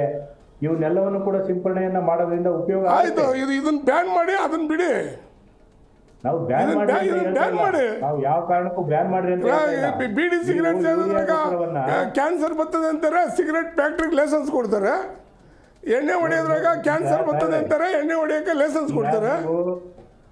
ಒಂದು ವಿಷಯ ನಾರಾಯಣ ಸ್ವಾಮಿ ಅವರೇ ಹೇಳಿ, ಯಾವುದೇ ಒಂದು ವಸ್ತುವನ್ನ ಯಥೇಚ್ಛವಾಗಿ ಉಪಯೋಗವನ್ನ ಮಾಡಿದ್ರೆ ವಿಷ ಆಗುತ್ತಂತ ನಿಮ್ಗೂ ಗೊತ್ತಿದೆ, ನಮಗೂ ಗೊತ್ತಿದೆ. ಎಷ್ಟು ಬೇಕಾ ಅಷ್ಟೇ ಗೊಬ್ಬರವನ್ನ ಶಿಫಾರಸು ಮಾಡಿರ್ತಕ್ಕಂಥದ್ದನ್ನ, ಮಣ್ಣಿಗೆ ಎಷ್ಟು ಬೇಕು, ಬೆಳೆಗೆ ಎಷ್ಟು ಬೇಕು ಅಷ್ಟೇ ಗೊಬ್ಬರವನ್ನ ಉಪಯೋಗವನ್ನ ಮಾಡಿದ್ರೆ ಏನು ತೊಂದರೆ ಇರೋದಿಲ್ಲ. ಈಗ ಇಳುವರಿ ಬರುತ್ತೆ ಅಂತ ಹೇಳ್ಬಿಟ್ಟು ಆಗ್ತಾ ಹೋದಂಗೆಲ್ಲ ಭೂಮಿಯ ಫಲವತ್ತತೆ ಏನಾಗಬೇಕು, ಪರಿಸರ ಏನಾಗಬೇಕು, ಮನುಷ್ಯನ ಆರೋಗ್ಯ ಏನಾಗಬೇಕು ಸರ್? ಇವತ್ತು ದೇಶದಲ್ಲಿ ಇದಕ್ಕೆಲ್ಲ ಕಾರಣ ಏನು ರವಿ ಸರ್? ದೇಶದಲ್ಲಿ 90% ಜನ ಅವಿದ್ಯಾವಂತರು ರೈತರು ಇರೋದು. ವಿದ್ಯಾವಂತರ ರೈತರು ಯಾರು ಇಲ್ಲ. ಇವತ್ತು 90 ಭಾಗ ಅವಿದ್ಯಾವಂತ ರೈತರೇ. ನನ್ನ ಹೊಲ ಚೆನ್ನಾಗಿರ್ಲಿ ಅಂತಾನೆ ತಗೊಂಡೋದ್ರೆ ಗೊಬ್ಬರ ಹಾಕ್ತಾನೆ ಅವನು. ನನ್ನ ಹೊಲ ಚೆನ್ನಾಗಿರ್ಲಿ ಅಂತ ಗೊಬ್ಬರ ಹಾಕ್ತಾನೆ. ರೈತರಿಗೂ ಗೊತ್ತಿದೆ, ಸಾವಯವ ಗೊಬ್ಬರಗಳನ್ನು ಉಪಯೋಗವನ್ನ ಮಾಡೋದ್ರಿಂದ ಉತ್ತಮವಾಗಿರ್ತಕ್ಕಂಥ ಗುಣಮಟ್ಟ ಬರ್ತಾ ಇದೆ ಅನ್ನೋದು ಗೊತ್ತಿದೆ. ಈ ಸಾವಯವ ಗೊಬ್ಬರಗಳಿಗೆ ಬೇಕಾಗಿರ್ತಕ್ಕಂಥ ಬೆಂಬಲ ಬೆಲೆಯನ್ನು ಕೂಡ ಸರ್ಕಾರದ ಮಟ್ಟದಲ್ಲಿ ಯೋಚನೆಯನ್ನ ಮಾಡಿ ಈಗ ಆಲ್ರೆಡಿ ಮಾಡ್ತಾ ಇದ್ದಾರೆ. ಸಾವಯವ ಗೊಬ್ಬರ ಅದಾದ್ಮೇಲೆ ನೈಸರ್ಗಿಕ ಕೃಷಿಯನ್ನು ಕೂಡ ನಮ್ಮ ಸರ್ಕಾರದ ವತಿಯಿಂದ, ಕೇಂದ್ರ ಸರ್ಕಾರದಾಗಿರ್ಬೋದು, ರಾಜ್ಯ ಸರ್ಕಾರದಾಗಿರ್ಬೋದು, ನೈಸರ್ಗಿಕ ಕೃಷಿಯನ್ನ ಮಾಡಲಿಕ್ಕೆ ಉತ್ತೇಜನವನ್ನು ಕೂಡ ಕೃಷಿ ಇಲಾಖೆಯಲ್ಲಿ ಕೊಡ್ತಾ ಇದ್ದಾರೆ. ಬಹಳಷ್ಟು ಜನ ರೈತರು ತಮ್ಮ ಹೊಲದಲ್ಲಿ ಒಂದು ಅರ್ಧ ಎಕರೆನೋ ಅಥವಾ 1 ಎಕರೆನೋ ಸಾವಯವ ಕೃಷಿ, ನೈಸರ್ಗಿಕ ಕೃಷಿಯನ್ನ ಮಾಡ್ತಾ ಇದ್ದಾರೆ. ಯಾವುದೇ ತರಹದ ರಾಸಾಯನಿಕ ಗೊಬ್ಬರಗಳ ಔಷಧಿಗಳನ್ನ ಹೊಡೆದಲೇ ಮಾಡ್ತಾ ಇದ್ದಾರೆ. ಅದರಿಂದ ಅನುಕೂಲತೆನೇ ಇದೆ ಹೊರತು ನಾವು ಅನಾನುಕೂಲತೆ ಕಡಿಮೆ ಇದೆ, ಇಲ್ಲ ಅಂತಿಲ್ಲ. ಹೇಳ್ತಾ ಇದೀವಿ ರವಿ ಸರ್, ಸರ್ಕಾರಗಳು, ರಾಜ್ಯ ಸರ್ಕಾರ ಇರ್ಬೋದು, ಕೇಂದ್ರ ಸರ್ಕಾರ ಇರ್ಬೋದು, ರೈತರ ಬಗ್ಗೆ ಯೋಚನೆ ಮಾಡ್ತಾ ಇಲ್ಲ. ಕಾರ್ಪೊರೇಟರ್ ಕಂಪ್ನಿಗಳ ಬಗ್ಗೆ ಯೋಚನೆ ಮಾಡ್ತಾ ಇದೆ. ಕಾರ್ಪೊರೇಟರ್ ಕಂಪ್ನಿಗಳು ಎಂತ ಮೊದಲಿಗೆಲ್ಲ ನಮ್ಮನೆಗಿರೋ ರಾಗಿ 100 ವರ್ಷ ನಮ್ಮಪ್ಪ ಬೆಳೀತಾ ಇದ್ದ. ನಮ್ಮಪ್ಪ ಇರೋವರೆಗೂ ಅದೇ ರಾಗಿ ತಗೊಂಡೋಗೋನು, ಅದೇ ರಾಗಿ ಚೆಲ್ಲೋನು, ಅದೇ ರಾಗಿ ಕುಯ್ಕೊಂಬರೋನು, ಅದೇ ಮಾಡೋನು. ಈಗ ಬಂದಿರೋ ಬೀಜಗಳು ಇವತ್ತು ಬೆಳೆ ಬೆಳೆದ ಮೇಲೆ ನೆಕ್ಸ್ಟ್ ಬೆಳೆಗೆ ಆಗಲ್ಲ. ಆ ಥರ ಕುಲಂತಾರಿ ಬೀಜಗಳು ನೀವು ತಯಾರು ಮಾಡ್ತಾವ್ರೆ ಇವತ್ತು ಕಾರ್ಪೊರೇಟರ್ ಕಂಪ್ನಿಗಳಿಗೆ ಕೇಂದ್ರ ಸರ್ಕಾರ, ರಾಜ್ಯ ಸರ್ಕಾರ ಕೈಗೊಂಬೆ ಆಗಿದೆ. ಕರೆಕ್ಟ್ ಇಲ್ಲ ಅಂದ್ರೆ ನಾನೇನ್ ಹೇಳ್ತಾ ಇದ್ದೀನಿ, ಸ್ವಲ್ಪ ರೈತರು ಕೂಡ ಒಂದು ಸ್ವಂತ ಯೋಚನೆಯನ್ನ ಮಾಡ್ಕೋಬೇಕಲ್ಲ. ರೈತರ ಬಗ್ಗೆ ಸರ್ಕಾರಕ್ಕೆ ಇದಿಲ್ಲ, ಸಾರ್ವಜನಿಕರಿಗೆ ಯೋಚನೆ ಇಲ್ಲ ಅಂತ ಹೇಳಿದ್ರೆ ನಾವೇನ್ ಮಾಡಕ್ಕಾಗುತ್ತೆ? ಈಗ ಸಾವಯವ ಗೊಬ್ಬರ ತಕ್ಕಂತೆ ಬೆಲೆಗಳು ಸಿಗ್ತಿಲ್ಲ ಅಂತ ಹೇಳ್ತಾ ಇರೋದು. ರೈತರು ಅದನ್ನ ಹಾಕೊಂಡು ಬೆಳೆಯಕ್ಕಾಗಲ್ಲ ಅಂತ ಹೇಳ್ತಾ ಇಲ್ಲ, ಅದಕ್ಕೆ ಖರ್ಚು ಜಾಸ್ತಿ, ಬಟ್ ಅದ್ರ ತಕ್ಕಂತೆ ಬೆಲೆಗಳು ಸಿಗ್ಬೇಕು ಅಂತ. ಸರ್ ಇವತ್ತು ಕುಲಾಂತರಿ ಬದನೆಕಾಯಿ ಬಂದು ಸರ್, ನಂಜುಂಡಸ್ವಾಮಿ ಕಾಲದಲ್ಲಿ ಕುಲಾಂತರಿ ಬದನೆಕಾಯಿ ಬೆಳೆ ಕೊಡೋದು ಅಂತೇಳಿ ಎಷ್ಟು ಗಲಾಟೆ ಮಾಡಿದ್ವಿ ಸರ್, ಎಷ್ಟು ಕಂಪ್ನಿಗಳು ಹೊಡೆದಿದ್ದೀವಿ ಸರ್, ಎಷ್ಟು ಕೇಸ್ಗಳು ಹಾಕೊಂಡಿದ್ದೀವಿ ಸರ್. ರಾಯಚೂರಲ್ಲಿ ಒಂದು ಮೈಕೋ ಕಂಪ್ನಿ ಇದೆ ಸರ್, ಅದನ್ನು ಹೊಡೆದು ನಾನು ಕೇಸ್ ಹಾಕ್ಸ್ಕೊಂಡಿದ್ದೀನಿ ಸರ್. 3 ತಿಂಗಳು 4 ತಿಂಗಳು ನಾನು ರಾಯಚೂರು ಕೋರ್ಟ್ಗೆ ಹೋಗ್ಬೇಕು. ನಾನು ಅದನ್ನ ತಪ್ಪು ಅಂತ ಹೇಳ್ತಾ ಇಲ್ಲ. ಈಗ ನಮ್ಮ ರೈತರಲ್ಲೂ ಕೂಡ ಒಳ್ಳೇದು ಯಾವ್ದು ಕೆಟ್ಟದ್ದು ಯಾವ್ದು, ಯಾವ ಬೀಜಗಳನ್ನ ಬೆಳೆಸ್ಬೇಕು, ಯಾವ ಗೊಬ್ಬರವನ್ನು ಬೆಳೆಸ್ಬೇಕು, ಯಾವ ಔಷಧಿಯನ್ನ ಬೆಳೆಸ್ಬೇಕು, ಯಾವ ಪ್ರಮಾಣದಲ್ಲಿ ಬೆಳೆಸ್ಬೇಕು ಅಂತಕ್ಕಂಥ ಒಂದು ಅರಿವನ್ನ ನಮ್ಮ ಕೃಷಿ ವಿಶ್ವವಿದ್ಯಾಲಯದಲ್ಲೂ ಮಾಡ್ತಾ ಇದೀವಿ. ಮತ್ತೆ ಅದಕ್ಕೆ ಕೃಷಿ ಇಲಾಖೆಯವರು ಕೂಡ ಸ್ಪಂದನೆಯನ್ನ ಮಾಡ್ತಾ ಇದ್ದಾರೆ. ಈಗ ಏನಾಗುತ್ತೆ, ರೈತರಿಗೆ ಇಳುವರಿ ಅಂತಕ್ಕಂಥದ್ದು ಮನಸ್ಸಲ್ಲಿ ಇರೋವರೆಗೂ ನಾವು ಅದನ್ನ ಕಡಿಮೆ ಮಾಡ್ಲಿಕ್ಕೆ ಆಗಿಲ್ಲ. ಆದಷ್ಟು ಇದು ಹಂತ ಹಂತವಾಗಿ ನಾವು ಯೂರಿಯಾ ಗೊಬ್ಬರ ಆಗಲಿ ಅಥವಾ ಒಂದು ಔಷಧಿಯನ್ನಾಗಲಿ ಶಿಫಾರಸಿಗೆ ಏನು ಹೇಳ್ತೀವೋ ಅದೇ ಪ್ರಮಾಣದಲ್ಲಿ ಹೊಡಲಿಕ್ಕೆ ನಾವು ಅವರಿಗೆ ಒಂದು ಅವೇರ್ನೆಸ್ ಪ್ರೋಗ್ರಾಮ್ ಅನ್ನ ಕೊಡಬೇಕಾಗುತ್ತೆ. ನಾವು ಕೊಡ್ತಾ ಬಂದಿದ್ದೀವಿ. ಅನೇಕ ರೈತ ಬಾಂಧವರು ಇದನ್ನ ತಮ್ಮ ಒಂದು ಕ್ಷೇತ್ರ ಮಟ್ಟದಲ್ಲಿ ಅಳವಡಿಸಿಕೊಂಡಿದ್ದಾರೆ, ಮುಂದುವರಿತಲೂ ಕೂಡ ಇದ್ದಾರೆ. ಈಗ ಒಂದು ರವೇಣ ಏನು ಗೊತ್ತಾ, ಇವತ್ತು ನಾವು ಕೋಸು ಬೆಳಿಬೇಕಾದ್ರೆ, ಎಲೆಕೋಸು ಇರ್ಬೋದು, ಹೂಕೋಸು ಇರ್ಬೋದು, ಬೆಳಿಬೇಕಾಗಿದ್ರೆ ವಾರಕ್ಕೂ ಔಷಧಿ ಹೊಡೆದಿದ್ರು ಹುಳ ಸಾಯ್ತಿರ್ಲಿಲ್ಲ. ಇವತ್ತು ನಾವು 1 ಕೋಟೆ ಹೊಡೆದ್ಬಿಟ್ರೆ 1 ತಿಂಗಳು ನಾವು ಹೊಡೆಯೋಂಗಿಲ್ಲ. ಅಷ್ಟು ವಿಷಕಾರಿ ಔಷಧಿ ನಿಮ್ಮ ಪೆಸ್ಟಿಸೈಡಲ್ಲಿ ತಯಾರು ಮಾಡ್ತಾ ಇದ್ದಾರೆ. ಹಿಂದಿನ ಕಾಲದಲ್ಲಿ ರಾಜ ಮಹಾರಾಜರು ರಾಜ ಗೆಲ್ಲೋದಕ್ಕೆ ವಿಷಕನ್ಯರನ್ನ ಹೆಂಗೆ ಮಾಡ್ತಾ ಇದ್ರು, ಇವತ್ತು ರೈತರನ್ನ ವಿಷಕನ್ಯರು ವಿಷ ಗಂಡಸರು ಅಂತ ಮಾಡ್ತಾ ಇದ್ದಾರೆ. ಇವತ್ತು ಔಷಧಿ ಹೊಡೆಯೋನಿಗೆ ಅಷ್ಟೇ ಪರಿಣಾಮಕಾರಿಯಾಗಿ ಈಗ ನೀವೇನ್ ಹೇಳಿದ್ರಲ್ಲ ರಾಸಾಯನಿಕ ಔಷಧಿಗಳ ಇದನ್ನೆಲ್ಲ ಯಾಕೆ ತಡೆಗಟ್ಟಬಾರ್ದು ಸರ್ಕಾರ? ಇಂಥ ಔಷಧಿಗಳೆಲ್ಲ ಕಂಡಿಡಿಯಾಗಿ ಯಾಕೆ ಬಿಡ್ಬೇಕು ಸರ್ಕಾರ? ಅದೇ ಹೇಳ್ತಾರಲ್ಲ, ಕಳಪೆ ಗೊಬ್ಬರ ಬರ್ತಾ ಇದೆ, ಕಳಪೆ ಬೀಜಗಳು ಬರ್ತಾ ಇದೆ, ಅದ್ರ ಕಡೆ ನೀವು ಯಾಕೆ ಗಮನ ಹರಿಸ್ತಾ ಸರ್, ಇಲ್ಲ? ಔಷಧಿ ಒಂದ್ಕಿಂತ ಸ್ಪ್ರೇ ಮಾಡ್ಬಿಟ್ರೆ ಎಲೆಕೋಸಿಗೆ ತಿಂಗಳು ಬೆಳೆಯಂಗಿಲ್ಲ ಸರ್. ಅವ್ರ ಹತ್ರ ಇನ್ನೂ ಮಾತಾಡ್ಸಿಲ್ಲ, ಮಾಡಬೇಕು. Okay okay. ಕೌಶಿಕ್ ಅವ್ರು ಏನು ಹೇಳ್ತೀರಿ? ಈಗ ಈ ಒಂದು ವಿಚಿತ್ರವಾಗಿರುವಂಥ ವರದಿನೇ ಇದು. 1975ರಿಂದ ಆಚೆಗೆ ಏನು ಯೂರಿಯಾ ಅಂತ ಏನು ಬಂತು ಅಂದರೆ ಭಾರತಕ್ಕೆ ಕಾಲಿಟ್ಟು ಅದು ಎಲ್ಲ ಕಡೆ ಯೂಸ್ ಮಾಡೋಕ್ಕೆ ಶುರು ಮಾಡಿದ್ರು, ಗಣನೀಯವಾಗಿ ಗುಬ್ಬಚ್ಚಿಗಳು ಕಣ್ಮರೆ ಆಗ್ತಾ ಬಂದವು. ಅದನ್ನು ನಾವು ಎಚ್ಚರಿಕೆ ಗಂಟೆಯಾಗಿ ಸ್ವೀಕರಿಸಬೇಕಿತ್ತು. ಗುಬ್ಬಚ್ಚಿ ಯಾಕೆ ಕಣ್ಮರೆ ಆದವು? ನಮ್ಮ ಸುತ್ತಮುತ್ತಲಿರತಕ್ಕಂಥ ಪಕ್ಷಿಗಳು ಏನಕ್ಕೆ ನಮ್ಮಿಂದ ದೂರ ಆಗ್ತಾ ಇದೆ, ಅದನ್ನು ನಾವು ಅಧ್ಯಯನ ಮಾಡಿದಿದ್ರೆ ಬಹುಶಃ ಈ ಮಟ್ಟಿಗೆ ನಾವು ಬಂದು ನಿಲ್ತಾ ಇರಲಿಲ್ಲ. ಈಗ ಯೂರಿಯಾ ಬಗ್ಗೆ ನಾವು ದೂಷಿಸ್ತಾ ಇದ್ದೀವಿ, ಇನ್ನೊಂದು ಔಷಧಿಗಳ ಬಗ್ಗೆ ನಾವು ದೂಷಿಸ್ತಾ ಇದ್ದೀವಿ. ಏನಾಗಿದೆ ಅಂತಂದರೆ ಮಣ್ಣು ಸತ್ತೋಗಿದೆ. ಮಣ್ಣಿಗೆ ನೀವು ಈಗ ಇವ್ರು ಹೇಳ್ದಂಗೆ ಯಾವುದು ಸಾವಯವ ಗೊಬ್ಬರ ಹಾಕಿದ್ರೆ ರೆಸ್ಪಾಂಡ್ ಮಾಡಲ್ಲ. ಅದು ರೆಸ್ಪಾಂಡ್ ಮಾಡಬೇಕು ಅಂತಂದರೆ ನೀವು 3 ವರ್ಷ ಕಂಟಿನ್ಯೂಸ್ ಈ ಯೂರಿಯಾ ಆಗಲಿ ಫರ್ಟಿಲೈಸರ್ ಆಗಲಿ ಕೊಡ್ದೇನೆ ಭೂಮಿ ರೆಸ್ಪಾಂಡ್ ಮಾಡಕ್ಕೆ ಬಿಡಬೇಕು. ಏನಾಗ್ತದೆ ಅಂತಂದರೆ ಮನುಷ್ಯ ಸತ್ತರೆ ಮಣ್ಣಿಗೆ ಹೋಗ್ತಾನೆ, ಮಣ್ಣೇ ಸತ್ತರೆ ಮನುಷ್ಯ ಎಲ್ಲಿಗೆ ಹೋಗ್ತಾನೆ? ಏನು ಬೆಳಿತೀವಿ ಅಲ್ವಾ? ಮನುಷ್ಯ ಸತ್ತರೆ ಮಣ್ಣಿಗೆ ಹೋಗ್ಬೇಕು, ಮಣ್ಣೇ ಸತ್ತರೆ ನಾವು ಎಲ್ಲಿಗೆ ಹೋಗ್ಬೇಕು? ಏನು ಬೆಳೆಯೋಕ್ಕಾಗಲ್ಲ, ಬಂಜೆ ಆಗುತ್ತೆ ಭೂಮಿ. ನಮ್ಮಲ್ಲಿ ಏನಾಗಿದೆ ಅಂತಂದರೆ ಫಲವತ್ತಾದ ಭೂಮಿಗಳನ್ನೆಲ್ಲ ನಾವು ಇಂಡಸ್ಟ್ರಿಗೆ ಕೊಟ್ಬಿಟ್ಟಿದ್ದೀವಿ. ಅಂದರೆ ಬೆಲೆ ಬಾಳ್ತಕ್ಕಂಥ ಅಂದರೆ ಫಲವತ್ತಾದ ಭೂಮಿಗಳನ್ನೆಲ್ಲ ನಾವು ರಸ್ತೆ ಮಾಡಿದ್ದೀವಿ, ಇಂಡಸ್ಟ್ರಿಯಲ್ ಏರಿಯಾ ಕೊಟ್ಟಿದ್ದೀವಿ. ಬಂಜರು ಭೂಮಿನಲ್ಲಿ ನಾವು ಯೂರಿಯಾ ಬೆಳೆಸಿ ಜಾಸ್ತಿ ಉತ್ಪತ್ತಿ ಬೇಕು ಅಂತ ಅಂದ್ಬಿಟ್ಟು ಆ ಜಾಗದಲ್ಲಿ ಹೋಗಿ ಏನು ಫರ್ಟಿಲೈಸರ್ಸ್ ಹಾಕಿ ತೆಗಿತಾ ಇದ್ವಿ, ಏನೋ ಬೆಳೆ ತೆಗಿತಾ ಇದ್ವಿ. ಅಂದರೆ ಹೆಚ್ಚಾಗಿ ಇಳುವರಿ ಬರಲಿ ಅಂತ.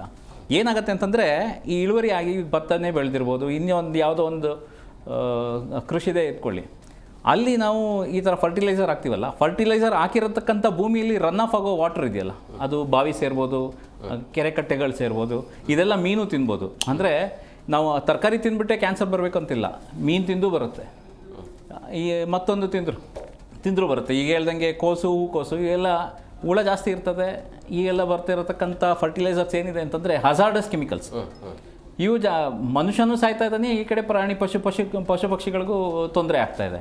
ಇತ್ತೀಚಿನ ದಿನಗಳಲ್ಲಿ ಜಾಸ್ತಿ ಕ್ಯಾನ್ಸರ್ ಪ್ರಮಾಣ ಏನು ಬರ್ತಾ ಇದೆ ಆ ಸುತ್ತಮುತ್ತಲು ಅಂತಂದರೆ ಗಂಡಸರಲ್ಲಿ ಪ್ರೋಸ್ಟೇಟ್ ಕ್ಯಾನ್ಸರ್ ಅಂತ ಒಂದು ಲಕ್ಷಣಗಳು. ಅಂತಂದರೆ ಜನನೇಂದ್ರಿಯದಲ್ಲಿ ಬ್ಲ್ಯಾಡರ್ ಕ್ಯಾನ್ಸರ್ ಆಗುತ್ತೆ, ಸ್ಟೊಮಕ್ ಕ್ಯಾನ್ಸರ್ ಆಗುತ್ತೆ, ಬ್ರೆಸ್ಟ್ ಕ್ಯಾನ್ಸರ್ಸ್ ಎಲ್ಲ ಈ ಥರ ಬರ್ತಾ ಇರೋದೆಲ್ಲ ಈ ಒಂದು ವಿಚಿತ್ರವಾದ ಒಂದು ಕೆಮಿಕಲ್ಸಿಂದನೇ ಅಂತಲೇ ಹೇಳ್ಬೋದು. ಹಂಗೆ ನೋಡೋಕ್ಕಂತಂದರೆ ನಮ್ಮಲ್ಲಿ ಜಾಸ್ತಿ ಈ ಪೆಸ್ಟಿಸೈಡ್ಸ್ ಒಂದೇ ಅಲ್ಲ, ಈ ಯೂರಿಯಾ ಒಂದೇ ಅಲ್ಲ, ನಮ್ಮಲ್ಲಿ ಈ ಡಿವಿಡರ್ ಕ್ರಿಮಿನಾಶಕ ಮತ್ತು ಈ ಕಳೆನಾಶಕ ಅಂತ ಒಂದು ಬರುತ್ತೆ, ಅದು ರೌಂಡಪ್ ಅಂತ ಇತ್ತೀಚೆಗೆ ರೌಂಡಪ್ ಅಂತ ಒಂದು ಯಾವುದೋ ಯೂಸ್ ಮಾಡ್ತಾ ಇದ್ರು. ರೌಂಡಪ್, ಗ್ರೈಸಿಲ್ಲು ರೌಂಡಪ್ ಎಲ್ಲ ಇದೆಯಲ್ಲ, ಇದು ಕಳೆನಾಶಕ. ಅಂದರೆ ಕೌಶಿಕ್ ಅವರು ಹೇಳ್ತಾ ಇರೋದ್ರಿಂದ ಬರೀ ರಾಸಾಯನಿಕಗಳನ್ನ ಉಪಯೋಗವನ್ನು ಮಾಡ್ತಾ ಇರೋದ್ರಿಂದ ಅನೇಕ ತೊಂದರೆಗಳು ಆಗ್ತಾ ಇರಬಹುದು. ಈ ಥರ ಕಳೆನಾಶಕ ಕ್ರಿಮಿನಾಶಕ ಎಲ್ಲ ಯೂಸ್ ಮಾಡ್ತೀವಲ್ಲ, ಇದು ಎಲ್ಲ ನೀರಿಗೆ ಸೇರ್ತಾ ಇದೆ. ಇದು ನೀರು ಸೇರಿದಾಗ ಏನಾಗುತ್ತೆ ಅಂತಂದರೆ ಅಲ್ಲಿ ನಾವು ನೀರು ಕಂಟ್ಯಾಮಿನೇಟೆಡ್ ವಾಟರ್ ಆಗುತ್ತಲ್ಲ, ಅದನ್ನು ನಾವು ದಿನನಿತ್ಯ ಬಳಕೆ ಮಾಡೋದ್ರಲ್ಲೂ ಚರ್ಮ ರೋಗಕ್ಕೂ ಅದು ಒಂದು ಚರ್ಮ ಕ್ಯಾನ್ಸರ್ಗೂ ಇದಾಗ್ಬೋದು, ಮಾರ್ಪಾಡಾಗ್ಬೋದು. ಸೊ ನಮ್ಮಲ್ಲಿ ಜಾಸ್ತಿ ರೈತರು ಏನಾಗಬೇಕು ಅಂತಂದರೆ ಆರ್ಗ್ಯಾನಿಕ್ ಫರ್ಟಿಲೈಸರ್ಗೆ ಹೋಗಬೇಕು. ಅಂತಂದರೆ ಸಾವಯವ ಕೃಷಿ ಅಂತಲೂ ಇದೆ, ಅದಕ್ಕೆ ಒಳ್ಳೆ ಬೆಲೆನೂ ಇದೆ. ನೀವು ಸಾವಯವ ಕೃಷಿ ಉತ್ಪನ್ನ ಮಾಡಿ, ಏನು ನೀವು ಪೊಟ್ಯಾಷಿಯಮ್ಮು ಯೂಸ್ ಮಾಡಬೇಡಿ, DAP ಯೂಸ್ ಮಾಡಬೇಡಿ, ಯೂರಿಯಾ ಯೂಸ್ ಮಾಡಬೇಡಿ, ಏನು ಸಾವಯವ ಅಂತ ಸರ್ಟಿಫೈಡ್ ಮಾಡ್ಕೊಳ್ಳಿ. ಸರ್ಟಿಫೈ ಮಾಡಿ ಅದಕ್ಕೆ ಅಂತಲೇ ಒಂದು ಮಾರ್ಕೆಟ್ ಇದೆ ನಿಮಗೆ. ಏನು ಆರ್ಗ್ಯಾನಿಕ್ ಉತ್ಪತ್ತಿಗಳ ಒಂದು ಮಾರ್ಕೆಟ್ ಅಂತಲೇ ಓಪನ್ ಆಗಿ ಮಾಡ್ಬೋದು. ಅಲ್ಲಿಂದ ಒಳ್ಳೆ ಉತ್ಪತ್ತಿಯನ್ನು ಸಿಗುತ್ತೆ. ನೀವು ಬೆಳೆದಿರೋದ್ರಲ್ಲಿ ಆರ್ಗ್ಯಾನಿಕ್ ಅಂತ ಸರ್ಟಿಫೈ ಆದರೆ ನಿಮಗೆ ಒಂದಕ್ಕಿಂತ ಡಬಲ್ ರೇಟು ಕೊಂಡ್ಕೊಳ್ಳೋರು ಇದ್ದಾರೆ. ಸೊ ಅಂಥದ್ದಕ್ಕೆ ನಾವು ಪ್ರೋತ್ಸಾಹ ಮಾಡಬೇಕು ರೈತರಲ್ಲಿ. ನಾವು ಈಗ ಆಲ್ರೆಡಿ ಸರ್ಕಾರದಲ್ಲಿ ಇದೆಲ್ಲ ಪ್ರಾಜೆಕ್ಟ್ಸ್ ಇದೆ, ಅಂದರೆ ಒಳ್ಳೊಳ್ಳೆ ಕಾರ್ಯಕ್ರಮಗಳಿದೆ. ನಾವು ಬರೀ ಹಾಂ ಸಮಗ್ರ ಕೃಷಿ, ಸಮಗ್ರ ಪೋಷಕಾಂಶಗಳ ನಿರ್ವಹಣೆ ಅಂತ ಹೇಳ್ಬಿಟ್ಟು ಕೆಲವು ಸ್ಕೀಮ್ಸ್ಗಳಿದಾವೆ ಸರ್. ಸೊ ಈ ಸ್ಕೀಮ್ಗಳ ಒಂದು ಬಳಕೆಯನ್ನ ಸಮಗ್ರವಾಗಿ ಮಾಡಿಕೊಂಡ್ರೆ ಯಾವುದೇ ರೀತಿಯಾಗಿರ್ತಕ್ಕಂಥ ವಿಷಕಾರಿ ಆಗ್ಲಿಕ್ಕೆ ಸಾಧ್ಯ ಇಲ್ಲ.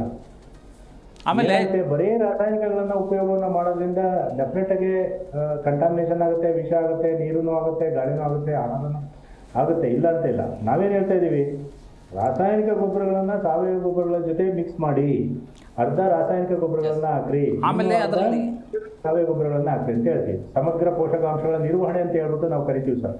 ಸಾವಯವ ಮತ್ತು ನಿರವಯವ ಗೊಬ್ಬರಗಳನ್ನು ಕೂಡಿ ಅದ್ರ ಜೊತೆಗೆ ಬಯೋ ಫರ್ಟಿಲೈಸರ್ಸ್ ಕೂಡ ನೀವು ಹಾಕಿದ್ರೆ ಖಂಡಿತವಾಗ್ಲೂ ಕೂಡ ವಿಷ ಆಗ್ಲಿಕ್ಕೆ ಸಾಧ್ಯ ಇಲ್ಲ.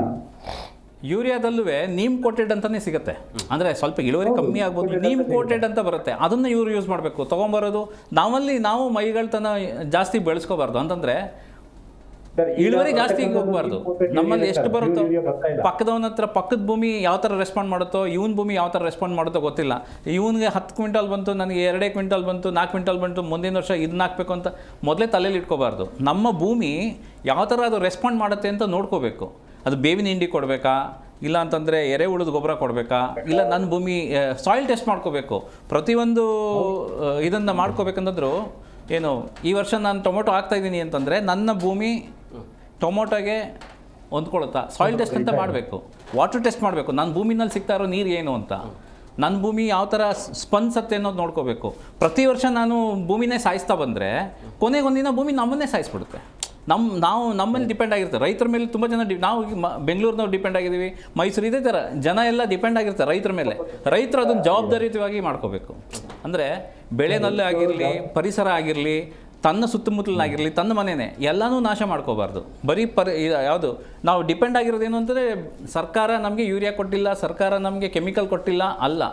ನಾನು ಅದರಿಂದ ಆಚೆಗೆ ಏನು ಯೋಚನೆ ಮಾಡ್ಬೋದು, ಅದರಿಂದ ಆಚೆಗೆ ನಾನು ಫಲ ಯಾವ ಥರ ತೆಗಿಬೋದು, ಪರಿಸರನೂ ಕಾಪಾಡಿಕೊಂಡು, ತನ್ನನ್ನೂ ಕಾಪಾಡಿಕೊಂಡು, ಭೂಮಿನೂ ಕಾಪಾಡಿಕೊಂಡು ಮಾಡಿದಾಗ ಒಂದು ಇದು ಬರುತ್ತೆ. ಅಂದರೆ ಆರ್ಗ್ಯಾನಿಕಲ್ಲಿ ಪ್ರೋತ್ಸಾಹ ಇದೆ, ರೈತರಿಗೆ ತಾಳ್ಮೆ ತಂದ್ಕೋಬೇಕು. ಈಗಿನ ಕಾಲದಲ್ಲಿ ಏನು ಗೊತ್ತಾ, ಪಕ್ಕದ ಒಂದು ಇಳುವರಿ ಚೆನ್ನಾಗಿದೆ, ನನ್ನ ಭೂಮಿ ಏನಕ್ಕೆ ತೊಂದರೆ ಆಗ್ತಿದೆ, ಸಾಯಿಲ್ ಟೆಸ್ಟ್ ಮಾಡ್ತಾರೆ.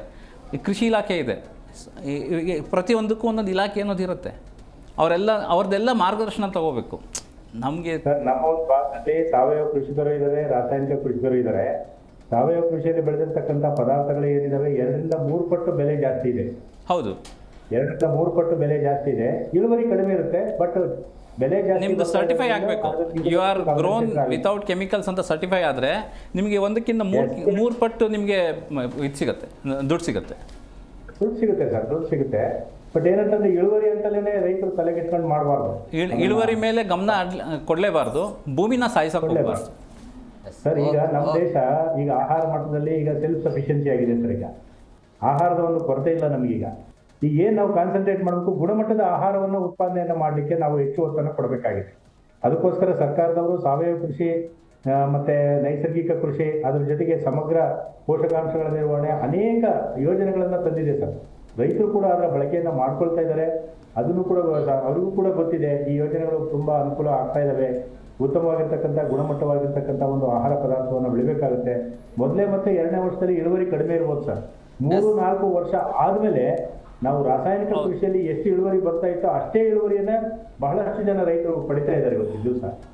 ಓಕೆ ಮಾತಾಡೋಣ ಸರ್. ಬ್ರೇಕ್ನ ಸಮಯ ಆಗಿದೆ, ಬ್ರೇಕ್ ತಗೊಂಡು ಬಂದ್ಬಿಡ್ತೀನಿ. ಸ್ವಲ್ಪ ಪೇಷನ್ಸ್ ಬೇಕಾಗುತ್ತೆ ಸರ್. ಒಂದೇ ಸರಿ ರವಿ ಸರ್, ನಾವು ಪೀಕಿಗೆ ಹೋಗಬೇಕಾಗುತ್ತೆ. ರವಿ ಸರ್ ವಾಪಸ್ ಬರ್ತೀನಿ, ಬ್ರೇಕ್ನ ಸಮಯ ಆಗಿದೆ. ಬ್ರೇಕ್ ಆದ ಬಳಿಕ ಈ ರಸಗೊಬ್ಬರದಿಂದ ಮನುಷ್ಯನ ಶರೀರದ ಮೇಲೆ ಯಾವ ರೀತಿಯಾಗಿ ಪರಿಣಾಮ ಬೀರುತ್ತೆ ರವಿ ಸರ್? ಈಗ ಈ ರಾಸಾಯನಿಕ ಗೊಬ್ಬರದಿಂದ ಅಂದರೆ ಬೇರೆ ಬೇರೆ ರಾಸಾಯನಿಕ ಗೊಬ್ಬರ, ಕೇವಲ ಯೂರಿಯಾ ಅಷ್ಟೇ ಅಲ್ಲ, ಅಂದರೆ ಯಾವ ರಾಸಾಯನಿಕ ಗೊಬ್ಬರ ಮನುಷ್ಯನ ಮೇಲೆ ಹೆಚ್ಚು ಪರಿಣಾಮಕಾರಿಯಾಗಿರುತ್ತೆ ಅಂತೇಳಿ ಡೆಫಿನೆಟ್ ಆಗಿ ವಿಷಕಾರಿ ಆಗ್ತಕ್ಕಂಥದ್ದನ್ನ ನಾವು ಸಾಮಾನ್ಯವಾಗಿ ನೋಡ್ತಾ ಇರ್ತೀವಿ. ಸಾಮಾನ್ಯವಾಗಿ ಯೂರಿಯಾವನ್ನ ನಾವು ಭೂಮಿಗೆ ಜಾಸ್ತಿ ಹಾಕೋದ್ರಿಂದ ಭೂಮಿ ಸ್ವಲ್ಪ ಆಮ್ಲೀಯ ಆಗುತ್ತೆ, ಆಸಿಡ್ ಆಗುತ್ತೆ. ಅದು ಆ ಆಮ್ಲೀಯ ಆಗೋದ್ರಿಂದ ಏನಾಗುತ್ತೆ, ಭೂಮಿಯಲ್ಲಿರ್ತಕ್ಕಂಥ ಅನೇಕ ಕೋಟ್ಯಾಂತರ ಸೂಕ್ಷ್ಮ ಜೀವಿಗಳು ಇರ್ತವೆ, ಅವುಗಳ ಒಂದು ಚಟುವಟಿಕೆ ಕಡಿಮೆ ಆಗ್ತಕ್ಕಂಥದ್ದು ನಾವು ನೋಡ್ತಾ ಇರ್ತೀವಿ. ಬರೀ ಯೂರಿಯಾ ಹಾಕೋದ್ರಿಂದ ನಮಗೆ ಸಾರಜನಕ ಮಾತ್ರ ಸಿಗುತ್ತೆ, ಅದರಲ್ಲಿ ಯಾವುದೇ ತರಹದ ಫಾಸ್ಫರಸ್, ರಂಜಕ ಮತ್ತೆ ಪೊಟಾಶ್ ಸಿಗೋದಿಲ್ಲ. ಸೊ ಯೂರಿಯಾವನ್ನ ಜಾಸ್ತಿ ಹಾಕಿ DAP ಅಥವಾ ಪೊಟಾಶನ್ನ ಕಡಿಮೆ ಹಾಕೋದ್ರಿಂದ ಸ್ವಲ್ಪ ಅಸಮತೋಲನ ಉಂಟಾಗ್ತಕ್ಕಂಥ ಸಾಧ್ಯತೆ ಇರೋದ್ರಿಂದ ಪೋಷಕಾಂಶಗಳಲ್ಲಿ ವ್ಯತ್ಯಾಸ ಆಗಿಬಿಟ್ಟು ಸಸ್ಯಗಳಿಗೆ ಸರಿಯಾಗಿ ದೊರಕೋದಿಲ್ಲ. ಇಂತಹ ಒಂದು ಸಂದರ್ಭದಲ್ಲಿ ನಮಗೆ ಇಳುವರಿ ಕಡಿಮೆ ಆಗ್ತಕ್ಕಂಥ ಸಾಧ್ಯತೆ ಇರುತ್ತೆ. ಆಮೇಲೆ ನಮ್ಮ ಒಂದು ಅಚ್ಚುಕಟ್ಟು ಪ್ರದೇಶದಲ್ಲಿ ಹೆಚ್ಚಾಗಿ ಯೂರಿಯಾ ಗೊಬ್ಬರವನ್ನ ಹಾಕ್ತಾ ಇರೋದ್ರಿಂದ ಇವತ್ತೇನಾಗಿದೆ, ಅದು ಯೂರಿಯಾದಲ್ಲಿರ್ತಕ್ಕಂಥ ಅಮೋನಿಕಲ್ ಫಾರ್ಮ್ ಅಥವಾ ಅಮೈಡ್ ಫಾರ್ಮ್ ಅಲ್ಲಿ ಇರ್ತಕ್ಕಂಥ ಒಂದು ಸಾರಜನಕ ಏನಾಗಿದೆ, ನೈಟ್ರೇಟ್ ಆಗಿ ಅದು ಪರಿವರ್ತನೆಗೊಂಡುತ್ತೆ.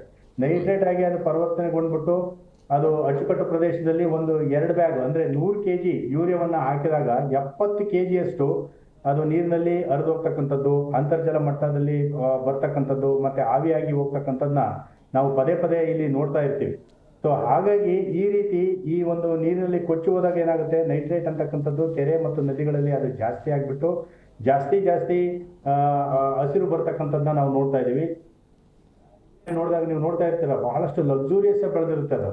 ಈ ರೀತಿ ಬೆಳೆದಾಗ ಏನಾಗುತ್ತೆ, oxygen demand, biological oxygen demand ಅಂತ ಹೇಳ್ತೀವಲ್ಲ, ಅದು ಜಾಸ್ತಿ ಆಗುತ್ತೆ. ಈ ತರ ಜಾಸ್ತಿ ಆದಾಗ, ಆಕ್ಸಿಜನ್ ಕನ್ಸಂಪ್ಷನ್ ಜಾಸ್ತಿ ಆದಾಗ ಆ ಒಂದು ನೀರಿನಲ್ಲಿರ್ತಕ್ಕಂಥ ಜಲಚರಗಳಿಗೆ ಆದಷ್ಟು ಆಕ್ಸಿಜನ್ ಕೊಡ್ತಕ್ಕಂಥದ್ದು, ಆಕ್ಸಿಜನ್ ಸಿಗ್ತಕ್ಕಂಥದ್ದು ಕಡಿಮೆ ಆಗಿ ನೀರಿನ ಒಂದು ಗುಣಮಟ್ಟ ಕಡಿಮೆ ಆಗುತ್ತೆ. ಅದೇ ರೀತಿ ನೀರಿನಲ್ಲಿರ್ತಕ್ಕಂಥ ಜಲಚರಗಳ ಒಂದು ಒಂದು ಸಂಖ್ಯೆನೂ ಕೂಡ ಕಡಿಮೆ ಆಗ್ತಕ್ಕಂಥ ಒಂದು ಸಂದರ್ಭ ಇರುತ್ತೆ.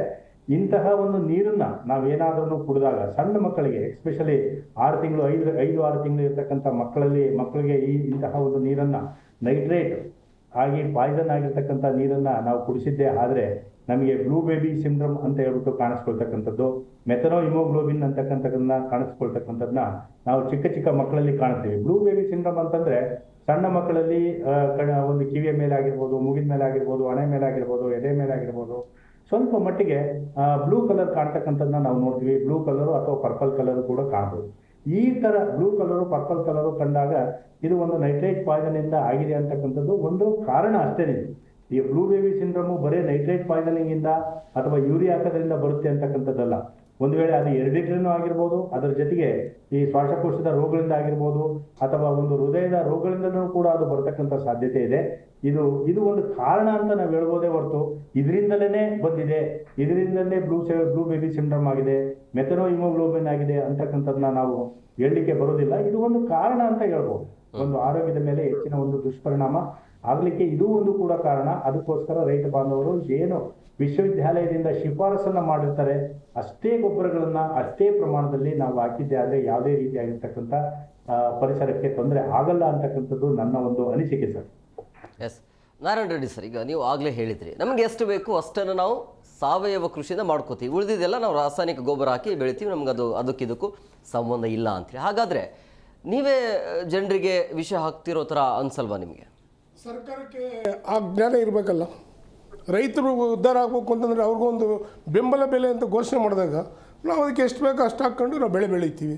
ನಾವು ಬೆಳೆನೇ ನಮಗಿಲ್ಲ ಸರಿಯಾಗಿ, ನಮಗೆ ಬೆಳೆನೇ ಸರಿಯಾಗಿ ಬೆಲೆ ಇಲ್ಲ ಅಂದರೆ, ಬೆಳೆದಿರೋ ಬೆಲೆಗೆ ಬೆಲೆ ಇಲ್ಲ ಅಂದರೆ ನಾವು ಬೆಳೆದು ಎಷ್ಟು ದಿನ ಅಂತ ಬೆಳೆಯೋಕ್ಕಾಗುತ್ತೆ?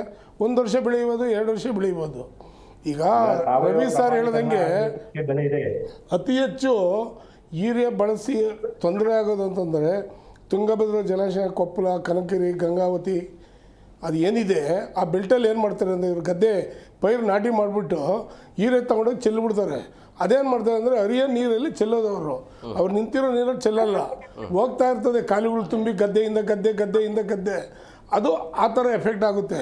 ಈಗ ನಮ್ಮಲ್ಲಿ ಹೊಲಗಳಲ್ಲಿ ಬೆಳಿತೀವಲ್ಲ ನಾವು ಹೊಲಗಳಲ್ಲಿ ಬೆಳೆಯೋ ಮೆಥಡ್ ಹೆಂಗೆ ಅಂದರೆ, ನಾವು ರವಿಯವರು ಸರ್ ಓದಿದ್ದಾರೆ, ಅವ್ರು ಹೇಳ್ತಾರೆ ವಿಜ್ಞಾನಿಯಾಗಿ, ನಾವು ವಿಜ್ಞಾನಿ ಅಲ್ಲ, ಆದರೂ ನಮ್ಮ ಅನುಭವದಲ್ಲಿ ನಾವು ಹೇಳ್ತೀವಿ. ನಾವು ಬಿತ್ತನೆ ಬೀಜ ಬಿತ್ತಿದಾಗ ಒಂದು ಮೂಟೆ ಗೊಬ್ಬರ, 1 ಎಕರೆಗೆ 1 ಮೂಟೆ DAP ತಗೊಂಡು ಹಾಕ್ತೀವಿ. ಆಮೇಲೆ ಕುಂಟೆ ಎಡೆ ಹೊಡೆಯೋದು ಆ ಟೈಮಲ್ಲಿ ಒಂದು ಅರ್ಧ ಮೂಟೆ ಯಾವುದಾದ್ರೂ ಕಾಂಪ್ಲೆಕ್ಸು 10, 26, 19, 15 ತೊಗೊಂಡೋಗಿ ಒಂದು ಅರ್ಧ ಮೂಟೆ ಹಾಕ್ತೀವಿ. ಆಮೇಲೆ ಬಿಟ್ಟರೆ ನಾವು ಇನ್ನು ತೆನೆ ಬರೋವಾಗ ಒಂದು ಅರ್ಧ ಮುಕ್ಕಾಲು ಮೂಟೆ ವೀರ್ಯ ಹಾಕ್ತೀವಿ ಅಷ್ಟೇ. ನಾವು ಟೋಟಲಾಗಿ 1 ಎಕರೆಗೆ ನಾವು ಉಪಯೋಗಿಸೋದು. ಅದೇ ಕೆಲವು ಜಾಗಗಳಲ್ಲಿ ಏನಾಗಿದೆ ಅಂದರೆ, ಉತ್ತರ ಕರ್ನಾಟಕ ಆ ಭಾಗ, ಈಗ ಮೈಸೂರು ಕಾವೇರಿ ಏನು ಜಲಾನಯ ಪ್ರದೇಶ ಇದೆ, ಅಲ್ಲಿ ಏನು ಮಾಡ್ತಾರೆ ಅಂದರೆ ವರ್ಷಕ್ಕೆ 2-3 ಬೆಳೆ ಬೆಳೀತಾರೆ. ಆ 2-3 ಬೆಳೆ ನಾವೆಲ್ಲ ಬೆಳೆಯೋದು ಒಂದೇ ಹೊಲದಲ್ಲಿ. ಈ ಮಳೆಗಾಲ ಬಿಟ್ಟರೆ ನೆಕ್ಸ್ಟ್ ಮಳೆಗಾಲಕ್ಕೆ ನಾವು ಬೆಳೆಯೋದು. ನಾವು ಅಲ್ಲಿ ಏನಾಗ್ತದೆ ಅಂದರೆ ಜಲಾನಯ ಪ್ರದೇಶದಲ್ಲಿ ನೀರಿರೋದ್ರಿಂದ ಈ ಉತ್ತರ ಕನ್ನಡ ಭಾಗದಲ್ಲಿ ಒಂದು ವರ್ಷಕ್ಕೆ 3 ಬೆಳೆ ಬೆಳೀತಾರಲ್ಲ. ಹೌದು, ಅದನ್ನೇ ನಾನು ಹೇಳ್ತಾ ಇರೋದು. ಗದ್ದೆ ಜಮೀನಲ್ಲಿ ಬೆಳೆಯೋದು, ಬೇರೆ ಬೆಳೆ ಬೆಳೆಯೋದು ಯಾವುದವರು ಮುಂಗಾರು ಬೆಳೆಯಲ್ಲಿ ಹೆಸರು, ಉದ್ದು, ಹುಚ್ಚಳ್ಳು ಇಂಥ ಬೆಳೀತಾರೆ. ಹಿಂಗಾರಿನಲ್ಲಿ ಜೋಳ, ಮುಸ್ಕಿನ ಜೋಳ, ಈರುಳ್ಳಿ, ಬೆಳ್ಳುಳ್ಳಿ ಇಂಥ ಐಟಮ್ ಬೆಳೀತಾರೆ ಅವರು. ಹಿಂಗಾರು ಮುಂಗಾರು ಅಂತ 2 ಬೆಳೆ ಬೆಳೀತಾರೆ ಅವರು. ನಮ್ಮಲ್ಲಿ ಈ ದೇವನಹಳ್ಳಿ ಇರ್ಬೋದು, ಹೊಸಕೋಟೆ ಇರ್ಬೋದು, ಈ ಕಡೆ ಎಲ್ಲ ನಾವು ಬೆಳೆಯೋದು ಒಂದೇ, ಹಿಂಗಾರು ಬೆಳೆ ಒಂದೇ ಬೆಳೆಯೋದು. ಉತ್ತರ ಕರ್ನಾಟಕದಲ್ಲಿ ಫಸ್ಟ್ ಬೆಳೆ ಬೆಳೆದಾಗ ಹೆಸರು, ಉದ್ದು, ಧನಿಯಾ ಇವೆಲ್ಲ ಹಾಕ್ತಾರೆ. 2ನೇ ಬೆಳೆಯಾಗಿ ಅವರು ಜೋಳ, ಈ ಸಣ್ಣ ಜೋಳ ಬರ್ತದೆ, ಬಿಳಿ ಜೋಳ ಅಂತೀವಿ ನಾವು, ಅದು, ಆಮೇಲೆ ಕಳ್ಳೆ ಈ ಥರ ಹಾಕ್ತಾರೆ. ಈ ಕಳ್ಳೆಗೆಲ್ಲ ಅವ್ರೇನು ಗೊಬ್ಬರ ಹಾಕಲ್ಲ, ಕಳ್ಳೆ ಬಿತ್ತನೆ ಮಾಡ್ತಾರೆ, ಅದನ್ನು ಕುಯ್ಕೊಂತಾರೆ ಅಷ್ಟೇ. ಅವ್ರು ಕಳ್ಳೆಗೆಲ್ಲ ಏನು ಬಿತ್ತನೆ ಇದು ಹಾಕೋಕೆ ಹೋಗಲ್ಲ. ನಮಗೆ ಅತಿ ಹೆಚ್ಚು ಪರಿಸರ ಹಾಳಾಗ್ತಾ ಇರೋದು, ಈ ಗೊಬ್ಬರಗಳು ಜಾಸ್ತಿ ಆಗ್ತಾ ಇರೋದು ಈ ನೀರಾವರಿ ಜಲಾನಯ ಪ್ರದೇಶ ಇದೆಯಲ್ಲ, ಅಲ್ಲೇ ಹೊರತು ಬೇರೆ ಕಡೆ ಜಾಸ್ತಿ ಹಾಕಲ್ಲ. ಸರ್, ಅವ್ರು ಹೇಳ್ತಕ್ಕಂಥದ್ದು ಕರೆಕ್ಟ್ ಇದೆ, ಇಲ್ಲ ಅಂತಿಲ್ಲ. ಅಚ್ಚುಕಟ್ಟು ಪ್ರದೇಶದಲ್ಲಿ ಹೆಚ್ಚು ಗೊಬ್ಬರಗಳನ್ನ ಹಾಕ್ತಾ ಇದ್ದಾರೆ. ಯಾಕಂತಂದ್ರೆ ಅದು ಹೆಚ್ಚು ಗೊಬ್ಬರಗಳನ್ನ ಹಾಕ್ತಾ ಇರೋದ್ರಿಂದ ಅವ್ರಿಗೆ ಹೆಚ್ಚು ಇಳುವರಿ ಬರುತ್ತೆ ಅಂತಕ್ಕಂಥದ್ದು ನಿಖರವಾಗಿ ಕಾಣ್ತಾ ಇದೆ. 1 ವರ್ಷ 2 ವರ್ಷ ಬರ್ಬೋದು, ಆದರೆ 3ನೇ ವರ್ಷ 4 ವರ್ಷ ಎಷ್ಟು ಗೊಬ್ಬರ ಹಾಕಿದ್ರೂ ಕೂಡ ಬರ್ತಾ ಇಲ್ಲ. ನನಗೆ ಅನೇಕ ರೈತ ಬಾಂಧವರಲ್ಲಿ ಕಾಂಟ್ಯಾಕ್ಟ್ ಇರೋದ್ರಿಂದ ನಾನು ಎಷ್ಟೋ ಜನ ರೈತರನ್ನ ಕೇಳ್ತೇನೆ. ಅವ್ರು ಹೇಳ್ತಾರೆ, ಸರ್ ಈಗ ಮೊದಲಂಗೆ ಬರೋದಿಲ್ಲ ಸರ್ ಇಳುವರಿ. 1 ಎಕರೆಗೆ 40ರಿಂದ 45 ಬ್ಯಾಗ್ ಅಕ್ಕಿ ಬರ್ತಾ ಇತ್ತು, ಇವತ್ತಿನ ದಿವಸ 20ರಿಂದ 25 ಬ್ಯಾಗ್ ಬರ್ತಾ ಇದೆ ಅಂತ ಕೇಳ್ತಾ ಇರ್ತಾರೆ. ಯಾಕೆ ಬರ್ತಾ ಇದೆ, ಯಾಕೆ ಇಷ್ಟು ಕಡಿಮೆ ಆಗಿದೆ ಅಂತ ಹೇಳಿದಾಗ, ಅವರು ಯಾವುದೇ ಕಾರಣಕ್ಕೂ 3 ವರ್ಷ ಆಗಲಿ, 4 ವರ್ಷ ಆಗಲಿ, 5 ವರ್ಷ ಆಗಲಿ, ಒಂದು ಬಾರಿ ಆದ್ರೂ ಸಗಣಿ ಗೊಬ್ಬರ, ತಿಪ್ಪೆ ಗೊಬ್ಬರ ಅಥವಾ ಎರೆ ಗೊಬ್ಬರವನ್ನ ಹಾಕೋದೇ ಇಲ್ಲ. ಈಗ ಯಾವಾಗ ಹಾಕಲ್ವೋ ಆಟೋಮೆಟಿಕಲಿ ಡಬಲ್, ತ್ರಿಬಲ್ ಗೊಬ್ಬರವನ್ನ ಹಾಕ್ಲಿಕ್ಕೆ ಪ್ರಯತ್ನವನ್ನ ಮಾಡ್ತಾ ಇರ್ತಾರೆ. ಹಾಗಾಗಿ ರೈತ ಬಾಂಧವರು ರಾಸಾಯನಿಕ ಗೊಬ್ಬರಗಳ ಜೊತೆಗೆ ಸಾವಯವ ಗೊಬ್ಬರಗಳನ್ನ ಕನಿಷ್ಠವಾಗಿ ನೀವು ಹಾಕಿದ್ದೆ ಆದ್ರೆ ಖಂಡಿತವಾಗ್ಲೂ ಕೂಡ ಇಳುವರಿ ಬಂದೇ ಬರುತ್ತೆ. ಈಗ ನಾವು ಸಾವಯವ ಗೊಬ್ಬರ ಅಥವಾ ನೈಸರ್ಗಿಕವಾಗಿ ಕೃಷಿಯನ್ನ ಮಾಡ್ರಿ ಅಂತ ಯಾಕೆ ಹೇಳ್ತೀವಿ ಅಂತಂದ್ರೆ, 1ನೇ ವರ್ಷ 2ನೇ ವರ್ಷ ಇಳುವರಿ ಕಡಿಮೆ ಇರುತ್ತಿಲ್ಲ ಅನ್ನಲ್ಲ. ಇಲ್ಲಿ ನಮಗೆ ಇಳುವರಿ ಮುಖ್ಯ ಅಲ್ಲ, ನಮಗೆ ಕ್ವಾಲಿಟಿ, ಗುಣಮಟ್ಟ ಬಹಳ ಮುಖ್ಯ. ಇವತ್ತಿನ ದಿವಸ ನಾವು ಯಾವುದೇ ಒಂದು ಹೋಟ್ಲಿಗೆ ಹೋದ್ರೆ ಒಳ್ಳೆ ಹೋಟ್ಲಲ್ಲಿ ಒಳ್ಳೆ ಹೋಟ್ಲನ್ನ ಹುಡುಕೊಂಡು ಹೋಗ್ತೀವಿ ಹೊರತು ಎಲ್ಲಂದ್ರಲ್ಲೇ ತಿನ್ನಕ್ಕಾಗೋದಿಲ್ಲ. ಅಲ್ಲಿ ರುಚಿ ಇರುತ್ತೆ, ಸ್ವಾದ ಇರುತ್ತೆ ಅಂತಕ್ಕಂಥ ದೃಷ್ಟಿಯಿಂದ ನಾವು ಹೋಗ್ತೀವಿ ಹೊರತು ಸುಮ್ಮನೆ ಎಲ್ಲಂದ್ರಲ್ಲೇ ಹೋಗಿ ಕಡಿಮೆ ಚೀಪರ್ ರೇಟ್ ಆಗಿರುತ್ತೆ ಅಂತ ಹೇಳ್ಬಿಟ್ಟು ತಿನ್ನಕ್ಕೆ ಬರೋದಿಲ್ಲ. ಹಾಗಾಗಿ ರೈತರಲ್ಲೂ ಈಗ ರೈತರಾಗಿರ್ಬೋದು, ಪಬ್ಲಿಕ್ ಆಗಿರ್ಬೋದು, ಬಹಳಷ್ಟು ಇವತ್ತು ಅವೇರ್ನೆಸ್ ಇದೆ. ನಾವು ತಿಂತಕ್ಕಂಥ ಆಹಾರದಲ್ಲಿ ವಿಷ ಜಾಸ್ತಿ ಆಗ್ತಾ ಇದೆ, ಆದಷ್ಟು ನಾವು ವಿಷ ಮುಕ್ತವಾಗಿರ್ತಕ್ಕಂಥ ಆಹಾರವನ್ನು ಬಳಸಬೇಕು ಅಂತಕ್ಕಂಥ ದೃಷ್ಟಿಯಿಂದ ಮೆಟ್ರೋಪಾಲಿಟನ್ ಸಿಟೀಸ್ನಲ್ಲಿ ಎಲ್ಲದಕ್ಕೂ ಸಾವಯವ ಮಳಿಗೆಗಳಿದಾವೆ. ಆಮೇಲೆ ಎಷ್ಟೋ ಮೇಳಗಳಾಗ್ತಾ ಇರ್ತವೆ, ಅಲ್ಲಿನೂ ಕೂಡ ಸಾವಯವ ಉತ್ಪನ್ನಗಳಿಂದ ಬೆಳೆದಿರ್ತಕ್ಕಂಥ ಆಹಾರವನ್ನ ಬಹಳಷ್ಟು ಜನ ಖರೀದಿ ಮಾಡ್ತಾರೆ. ಅವ್ರಿಗೆ ದುಡ್ಡು ಬೇಕಿಲ್ಲ, ಉತ್ತಮ ಗುಣಮಟ್ಟವಾಗಿರ್ತಕ್ಕಂಥದ್ದು ಬೇಕು. ಹಾಗಾಗಿ ಹಾಕ್ತೀನಿ ಅಂತ ನಾವು ಹೇಳ್ತಾ ಇಲ್ಲ ಗೌಡ್ರೆ. ನೀವು ಶಿಫಾರಸು ಏನಿದೆ, ಯೂನಿವರ್ಸಿಟಿಯಿಂದ ಶಿಫಾರಸು ಏನಿದೆ ಅಷ್ಟೇ ಗೊಬ್ಬರವನ್ನ ಹಾಕಿ, ಅದ್ರ ಜೊತೆಗೆ ಸಾವಯವ ಗೊಬ್ಬರಗಳನ್ನ ಹಾಕಿ, ಜೈವಿಕ ಗೊಬ್ಬರಗಳನ್ನ ಹಾಕಿ, ಹಸಿರೆಲೆ ಗೊಬ್ಬರಗಳನ್ನ ಹಾಕಿ, ಆಮೇಲೆ ಹಿಂಡಿಗಳನ್ನ ಹಾಕಿ, ಆಮೇಲೆ ಕೆಲವೊಂದು ಸಾವಯವದಿಂದ ಉತ್ಪನ್ನ ಆಗಿರ್ತಕ್ಕಂಥ ಬ್ರಹ್ಮಾಸ್ತ್ರ, ನೀಮಾಸ್ತ್ರ, ಆಮೇಲೆ ಗೋಮೂತ್ರಾಮೃತ, ಆಮೇಲೆ ಗೋಮೂತ್ರ, ಇಂಥವನ್ನೆಲ್ಲ ಹಾಕಿ ಅಂತ ಹೇಳ್ತೀವಿ. ಒಂದು ರವಿಯಣ್ಣರೇ ಒಂದು ಏನು ಹೇಳಿದ್ರೆ ನೀವು ಅಂದರೆ, ಹೋಟ್ಲಲ್ಲಿ ಊಟ ರುಚಿಯಾಗಿರ್ಬೇಕು ಅಂತ ಹೇಳ್ತಾರೆ. ಅದೇ ಹೋಟ್ಲಲ್ಲಿ ಸೋಡಾ ಉಪಯೋಗಿಸ್ತಾರೆ, ಹಸಿಮೆಣಸಿನ್ಕಾಯಿ ರುಬ್ಬಿ ಹಾಕ್ತಾರೆ, ಅದೇ ಮೆಣಸಿನ ಟೇಸ್ಟ್ ಪೌಡರ್ ಹಾಕ್ತಾರೆ. ಟೇಸ್ಟ್ ಪೌಡರ್ ಹಾಕಿ ಗ್ಯಾಸ್ಟ್ರಿಕ್ ಬರ್ತದೆ ಜನಗಳಿಗೆ, ಅದರಲ್ಲೂ ಕ್ಯಾನ್ಸರ್ ಬರಲ್ಲ ಅಂತ ಏನು ಗ್ಯಾರಂಟಿ? ಈಗ ನೀವು 1 ದಿವಸ 2 ದಿವಸ ಊಟ ಮಾಡ್ತೀರಾ, 3ನೇ ದಿವಸ ಸೋಡಾ ಅಂತ ಹೇಳ್ಬಿಟ್ಟು ಬಿಡ್ತೀರಾ, ಆಮೇಲೆ ಅವನಿಗೆ ಲಾಸ್ ಅಲ್ವಾ? ಬಿಸ್ನೆಸ್ ಅಂದ್ರೆ ಸಸ್ಟೈನಬಲ್ ಆಗಿರ್ಬೇಕಲ್ಲ, ಒಂದು ಸುಸ್ಥಿರವಾಗಿರ್ಬೇಕಲ್ಲ. ಅಲ್ಲ ಅದೇ ಹೇಳಿದ್ದು ನಾನು. ಈಗ ರೈತರು ಯೂರಿಯಾ ಉಪಯೋಗಿಸಿದ್ರೆ ಕ್ಯಾನ್ಸರ್ ಬರ್ತದೆ ಅಂತ ಹೇಳೋಕ್ಕಾಗಲ್ಲ. ಆದರೆ ಒಂದು ಅಂದರೆ ಆದರೆ ಹೋಟ್ಲಲ್ಲೂ ಇವತ್ತು ನಮಗೆ ಅದನ್ನು ತೊಂದರೆ ಆಗ್ತಾ ಇದೆ, ಅಸಿಡಿಕ್ ಬರ್ತಾ ಇದೆ, ಗ್ಯಾಸ್ಟ್ರಿಕ್ ಬರ್ತದೆ, ಟೇಸ್ಟ್ ಪೌಡ್ರ್ ಹಾಕ್ತಾರೆ. ಅವರೇ ರುಚಿ ನೋಡ್ತಾರೆ ಅಂತ ಅಲ್ಲೂ ಹೋಟ್ಲಲ್ಲೂ ಗ್ರಾಹಕರಿಗೆ ಚೆನ್ನಾಗಿರಲಿ ಅಂತ ಯಾರೂ ಮಾಡಲ್ಲ. ಬಿಸ್ನೆಸ್ ಅದು. ಇದು ರೈತನ ಹಂಗಾಗಲ್ಲ. ಒಂದು ಆಳಿಗೆ ಇವತ್ತು 1000 ರೂಪಾಯಿ ಕೂಲಿ. ಎಲ್ಲಿ ಎಲೆ ಗೊಬ್ಬರ ಹಾಕ್ತಾನೆ, ಎಲ್ಲಿ ಅವನು ರಸಾಯನ ಇದಾಗ್ತಾನೆ, ದನಿಂಗ್ ಗೊಬ್ಬರ, ಗೋಮೂತ್ರ ಎಲ್ಲಿ ತಂದು ಹಾಕ್ತಾನೆ. ಮನೆಗೆ ಇಬ್ಬರು ಇರ್ತಾರೆ, ಗಂಡ ಹೆಂಡತಿ, ಇಬ್ಬರು ಮಕ್ಕಳು. ಅವ್ರು ಓದಕ್ಕೆ ಕಳಿಸಿರ್ತಾರೆ, ಮಕ್ಕಳು ಮುಟ್ಟಲ್ಲ, ವ್ಯವಸಾಯಕ್ಕೆ ಬರಲ್ಲ, ಗಂಡ ಹೆಂಡತಿ ಇರೋವರೆಗೂ ದುಡಿತಾರೆ. ಗೋಮೂತ್ರ ಎಲ್ಲ ತಂದು ಹಾಕ್ತಾರೆ, 1000 ರೂಪಾಯಿ ಕೂಲಿ ಕೊಡಬೇಕು. ಸಾಹೇಬ್ರೆ, ಕೃಷಿ ಅಂದ್ರೆ ದನಕರುಗಳು ಬೇಕು. ನಿಮಗೂ ಅಲ್ಲ, ಕೃಷಿ ಅಂದ್ರೆ ದನಕರ ಬೇಕು. ಆ ದನಕರ ಮೇಸಕ್ಕೆ 1000 ರೂಪಾಯಿ ಕೂಲಿ ಕೊಟ್ಟು ನಾನು ಹೆಂಗಾಕ್ಬೇಕು? ಹಾಲು 40 ರೂಪಾಯಿ ಕೊಡ್ತಾರೆ ಲೀಟ್ರ್ ಹಾಲಿಗೆ. ಅದೇ ಬಾಟಲ್ ನೀರಿಗೆ 20 ರೂಪಾಯಿ ಕೊಡ್ತಾರೆ. ಈಗ ನೋಡ್ರಿ, ಟ್ರಾಕ್ಟರ್ ಅಂತೂ ಸಗಣಿ ಹಾಕಲ್ವಾ? ಅದೇ ರೀತಿ ಎತ್ತು ಹೊಗೆ ಬಿಡಲ್ಲ. ಅಲ್ಲ, ಬಿಡಲ್ಲ. ಆದ್ರೆ ಅಪ್ಪನಾಗಿಲ್ಲ ಅಲ್ಬರ ನೇಣಾಕೊಂಡು ಸಾಯುತ್ತೆ. ವ್ಯವಸಾಯ ಮಾಡ್ಕೊಂಡೇ ಇರ್ಬೇಕು ಅನ್ನೋದು ನಾವು ಹೇಳೋದು ಲೆಕ್ಕ. ಮಾಡ್ಕೋಬೇಕು. ಕೃಷಿ ಅಂದ್ರೇನೆ ಹಂಗೇನೆ ಆರಂಭ. ಅದು 24 hours ಜಾಬ್. ಅದು ಯಾವುದು? ಅದು ಬೇರೆ ತರ ನೌಕರಿ ಅಲ್ಲ. ಅದು ನೌಕರಿ ಆಗಲಿ 24 hours ಜಾಬ್ ಆಗಿ 24 hours ಜಾಬ್ ಮಾಡಿ ರೈತನಿಗೆ ಉಪಯೋಗ ಏನು? ರೈತನ ಉಪಯೋಗ ಏನು? ರೈತನಿಗೆ ಬಂದಂತ ಲಾಭ ಏನು? ಅವ್ರು ಪ್ರತಿ ಬೆಳೆಗೂ ನಷ್ಟ ಮಾಡ್ಕೊಂಡು, ನೀವು ಹೇಳ್ದಂಗೆ ಗೋಮೂತ್ರ ಹಾಕೊಂಡು, ಸಗಣಿ ಹಾಕೊಂಡು, 1000 ರೂಪಾಯಿ ಒಂದು ಆಳು ಕೂಲಿ ಕೊಟ್ಕೊಂಡು ಹೆಂಗೆ ಒಂದು ಜೀವನ ಮಾಡಬೇಕು? ಈಗ ಸಾವಯವ ಗೊಬ್ಬರ ಎಷ್ಟೋ ಜನ ಸರ್ ಇವತ್ತು ರೈತರು ಗೊಬ್ಬರ ಮಾಡಿಬಿಟ್ಟು ರಸಗೊಬ್ಬರ ತಗೊಂಡು ಅವ್ರ ಹೊಲಕ್ಕೆ ಹಾಕ್ತಾರೆ. ನಾನು ನೋಡಿದ್ದೀನಿ. ಹಸ ಇರ್ತದೆ, ಸಗಣಿ ಎತ್ತಾರೆ, ತಿಪ್ಪೆಗೆ ಹಾಕ್ತಾರೆ.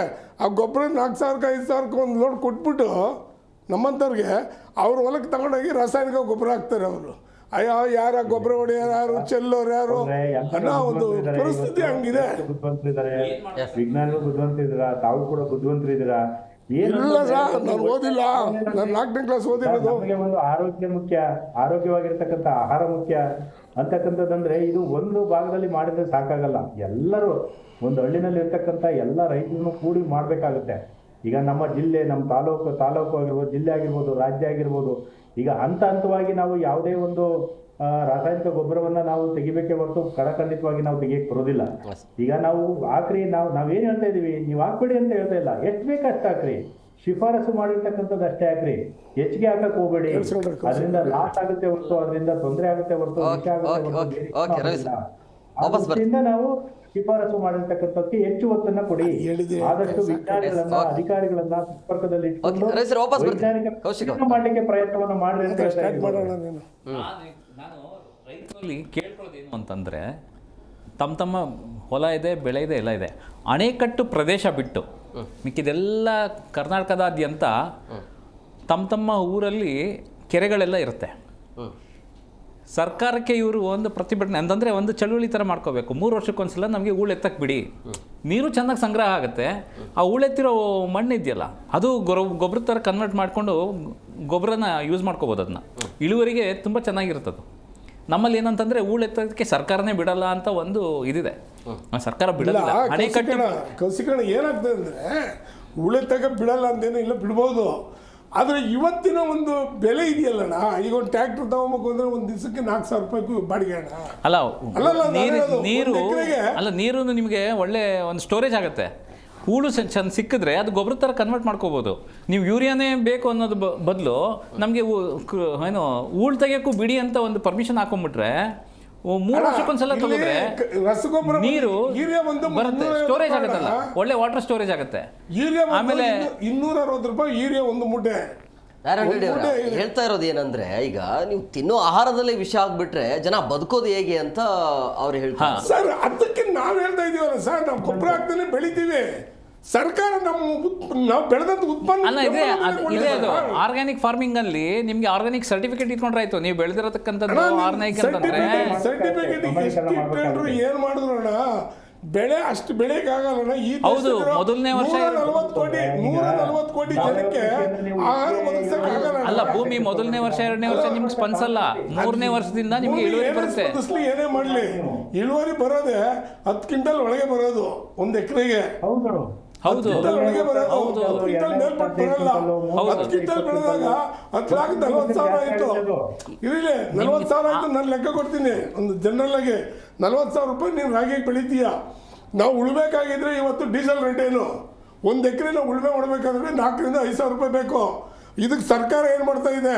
ಇಲ್ಲ ಟ್ಯಾಕ್ಟ್ರಿ ಮಾಡ್ಕೊಳ್ಳಿರೋ ರೈತರಿಗೆ ಸಬ್ಸಿಡಿಯಲ್ಲಿ ಕೊಡ್ತಾ ಇದೆಯಾ? ಅಲ್ಲಿ ಮಂಗಳೂರು ಮೀನು ಹಿಡಿಯೋ ಬೋಟ್ಗಳಿಗೆ ಸಬ್ಸಿಡಿಯಲ್ಲಿ ಡೀಸೆಲ್ ಕೊಡ್ತದೆ. ನಾವು ಕೊಡಬೇಡ ಅಂತ ಹೇಳ್ತಾ ಇಲ್ಲ. ರೈತ ಏನಾಗಬೇಕು? ಟ್ಯಾಕ್ಟ್ರಿಗಳ ಅನ್ನ ಹಾಕ ರೈತ ಅಂತ ಮಾತ್ರ ಹೇಳ್ತೀರಾ, ವಿಷ ಹಾಕಬಾರ್ದು ಅಂತ ಹೇಳ್ತೀರಾ, ಎಲ್ಲ ನೀವೇ ಹೇಳ್ತೀರಾ. ನಮಗೆ ಸಹಾಯಧನ ಎಲ್ಲಿದೆ? ಅದು ಬೇರೆ ರಸಗೊಬ್ಬರಕ್ಕೆ ಒಂದು ಸಹಾಯಧನ ಕೊಟ್ಟರೆ ಅಂತಲ್ಲ. ಒಬ್ಬ ಟ್ಯಾಕ್ಟ್ರಿ ಇಟ್ಕೊಂಡಿರೋನಿಗೆ 1 ವರ್ಷಕ್ಕೆ ಇಷ್ಟು 1,000 ರೂಪಾಯಿ ಡೀಸೆಲ್ ಅಂತ ಕೊಡಬೇಕು. ಎಲ್ಲಿ ಕೊಡ್ತಾ ಇದ್ದೀರಾ? ಇವತ್ತು ಟ್ಯಾಕ್ಟ್ರ್ ಸಾಮಾನು ಒಂದು ಹಿಂದೆಗಡೆ ನೇಗಿಲ್ಗೆ ಹಾಕ್ಬೇಕಾದ್ರೆ ಗುಳಕ್ಕೆ GST ಎಷ್ಟು ಹಾಕಿದ್ದೀರಾ? 18% ಹಾಕಿದ್ದೀರಾ. ನಾವು 18% ನಾವು ಕಟ್ಟಿ ನಾವೇನು ವಿಷಮುಕ್ತ ಆಹಾರ ಬೆಳಿಬೇಕು ಅಂತ ಹೇಳೋದು? ಅಲ್ಲ, ಯಾಕಂದ್ರೆ ನಾನು ಜನರಲ್ ಆಗಿ ಕೇಳ್ತಾ ಇದ್ದೀನಿ ಕ್ವಶನ್ನು.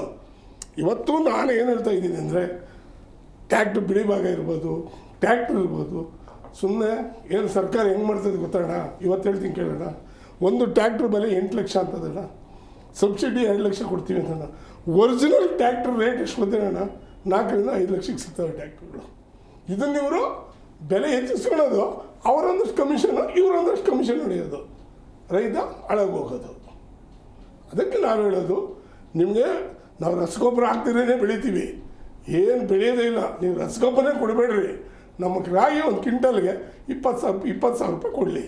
ನಾವು ಏನು ರಸಗೊಬ್ಬರ ಹಾಕ್ತಾರೋ ಗೊಬ್ಬರ ಹಾಕಿ ಮಣ್ಣು ನೋಡೋದು, ನೀವು ಹೇಳ್ದಂಗೆ ಮಣ್ಣು ನೋಡೋದು, ಕೆರೆ ಮಣ್ಣು ಬೆಳಿತೀವಿ. ಯಾಕೆಂದ್ರೆ ಸ್ಟೋರೇಜ್ ಚೆನ್ನಾಗಿರುತ್ತೆ. ನಿಮ್ಮ ನೀವು ಹೇಳಿದ್ದು ನಮ್ಗೆ ಗೊತ್ತೋಣ. ನಾನು ಹೇಳ್ತಾ ಇದ್ದೀನಲ್ಲ, ನಮ್ಮ ಹಿರಿಯರು ಬೂದಿ ಗುಂಡಿ ಅಂತ ಹೇಳ್ಬಿಟ್ಟು ಬೂದಿ ಮಣ್ಣು ಅಂತ ಹೊಡಿತಾ ಇದ್ರು. ಕೆಬ್ಬೆ ಮಣ್ಣು ತಗೊಂಡು ಹೊಲಗಳು ಹೊಡೆದು. ಅಲ್ಲ, ಗಣಪತಿ ಹಬ್ಬ ಶುರುವಾಗಿದ್ದೆ ಹೆಂಗೆ ಅಂದರೆ, ಗಣಪತಿ ಹಬ್ಬಕ್ಕೆ ಏನು ಮಾಡ್ತಿದ್ರು ಅಂತಂದರೆ, ಗಣಪತಿ ಹಬ್ಬಕ್ಕೆ ಮುಂಚೆ ಹೂಳೆತ್ತೋರು. ಹೂಳೆತ್ತಿದ ಮಣ್ಣು ಏನು ಮಾಡಬೇಕು ಅಂತ ಒಂದು ರೂಪ ಕೊಟ್ಟು ಒಂದು 15-20 ದಿನ ಪೂಜೆ ಮಾಡಿ ಮತ್ತೆ ಕೆರೆ ತುಂಬೋ ಅಷ್ಟರಲ್ಲಿ ಕೋಡಿ ಬೀಳೋ ಮುಂಚೆ ಗಣಪತಿ ವಿಸರ್ಜನೆ ಮಾಡೋರು. ಹಿಂದಿನ ಕಾಲದಿಂದ ಬಂದಿದ್ದ ಪದ್ಧತಿ ಅದೇನೆ. ಹೂಳು ತೆಗಿಯೋದು, ಮತ್ತು ಭೂಮಿನಲ್ಲಿ ಹಿಂಗಾರು ಮಳೆ ಬರುತ್ತೆ, ಕೋಡಿ ಹೊಡೆಯುತ್ತೆ ಅನ್ನೋದು, ಈ ಮಣ್ಣೆ ತೊಗೊಂಡು ವಾಪಸ್ಸೆ ವಿಸರ್ಜನೆ ಮಾಡೋದು, ಭೂಮಿಗೆ ಸೇರುತ್ತೆ, ಮತ್ತೆ ಕೋಡಿ ಹೊಡೆಯೋದು ತಪ್ಪತ್ತೆ. ಆ ಥರ ಆಗ್ತಾ ಇತ್ತು. ಈಗೇನಾಗಿದೆ ಅಂತಂದರೆ, ನಮ್ಮಲ್ಲಿ ಅವೈಜ್ಞಾನಿಕವಾಗಿ ನಾವೆಲ್ಲ ಮಾಡಿಬಿಡ್ತಾ ಇದ್ದೀವಿ. ಸರ್, ಏನು ಗೊತ್ತಾ, ವ್ಯವಸಾಯ ಮಾಡ್ತಾ ಇದ್ದು ಮೊದಲು ರೈತರುಗಳು ಏನು ಮಾಡ್ತಾ ಇದ್ದಂತೆ, ಒಕ್ಕರಣೆ ಎಲ್ಲ ಮುಗಿದ ಮೇಲೆ ಜನವರಿ ಫೆಬ್ರವರಿ ಮುಗಿಯೋದು. ಮಾರ್ಚಿ ಏಪ್ರಿಲ್ ಮಳೆ ಬರೋವರೆಗೂ ಅವನೆಲ್ಲೋ ದೂರದಿಂದನೋ ಒಂದೆಲ್ಲೋ ಒಂದು ಕಡೆ ಎಲ್ಲೋ ಒಂದು ಜಾಗ ಇರೋದು, ಆ ಜಾಗದಲ್ಲಿ ಮಣ್ಣು ಹೋಗೋದು, ಬೂದಿ ಮಣ್ಣು ಅಂತ ಹೊಡೆಯೋರು ಹೊಲಗಳಿಗೆ. ಅದನ್ನು ಒಬ್ಬನ ಚೆಲ್ಲೋನು. ಅವಾಗೆಲ್ಲ ಕೂಲಿ ಕಡಿಮೆ ಇತ್ತು, ಬೆಲೆ ಕಡಿಮೆ ಇತ್ತು, ಚೆಲ್ಲೋರು ಆಳುಗಳು ಸಿಕ್ಕೋರು ಬೇಕಾದಷ್ಟು ಜನ ಅವಾಗ ಮಾಡ್ತಾಯಿದ್ರು. ಈಗೇನು ಸರ್, ಆಳುಗಳು ಕೂಲಿ ಕುಡಿದು ಕುಡಿದು ಕುಡಿದು ಕುಡಿದು ಬಾಯ್ಲಾಗಿರ್ತಾರೆ. ಅಂತ ಒಂದು 1,000 ರೂಪಾಯಿ ಕೊಟ್ಟರೆ ಬರ್ತಾನೆ, 1,000 ರೂಪಾಯಿ ಕೊಟ್ಟರೆ ಬರೋಲ್ಲ. ಅದು 1,000 ರೂಪಾಯಿನೂ ಕೊಡಬೇಕು, ತಿಂಡಿ ನಾಷ್ಟ ಕೊಡಬೇಕು, ಮಧ್ಯಾಹ್ನದ ಊಟ ಕೊಡಬೇಕು, ಸಾಯಂಕಾಲ ಹೋಗೋ ಬೀಡಿ ಬೆಂಕಿಪಟ್ಟಣ ಹಂಸು ಎಲ್ಲ ನಾವೇ ಕೊಡಬೇಕು. ಎಲ್ಲಿ ರೈತ ಉದ್ಧಾರ ಆಗ್ತಾನೆ? ಇಷ್ಟು ಕೊಟ್ಟರು ಅವನಿಗೆ ಎಲ್ಲಿ ಬೆಲೆ ಇದೆ? ಬೆಂಬಲ ಬೆಲೆ. ನಾವು ಕೇಳ್ತಾ ಇರೋದು, ನೀವು ಹೇಳ್ದಂಗೆ ನಾವು ಬೆಳಿತೀವಿ, ನಮಗೆ ಬೆಂಬಲ ಬೆಲೆ ಕೊಡಿ. ರಾಗಿ 20,000 ರೂಪಾಯಿ ಮಾಡಲಿ ಕ್ವಿಂಟಲ್ಗೆ, ನಾವು ಬೆಳ್ಕೊಡ್ತೀವಿ. ನಾವು ಇಡೀ ಒಂದು ಜಿಲ್ಲೆಗೆಲ್ಲ ಪೂರ್ತಿ, ನೀವು ಯಾವ ಗೊಬ್ಬರದ ಅಂಗಡಿಗೆ ಒಂದು ಮೂಟೆ ಗೊಬ್ಬರ ಕೊಡಬೇಡಿ, 20,000 ರೂಪಾಯಿ ಮಾಡಲಿ ಒಂದು ಕ್ವಿಂಟಲ್ ರಾಗಿಗೆ, ನಾವು ಬೆಳ್ಕೊಡ್ತೀವಿ ಒಂದು ಜಿಲ್ಲೆಗೆ.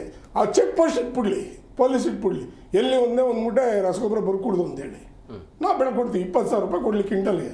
ಸರ್ಕಾರ ಮಾಡಲಿ, ನೋಡೋಣ. ಮಾಡಲ್ಲ.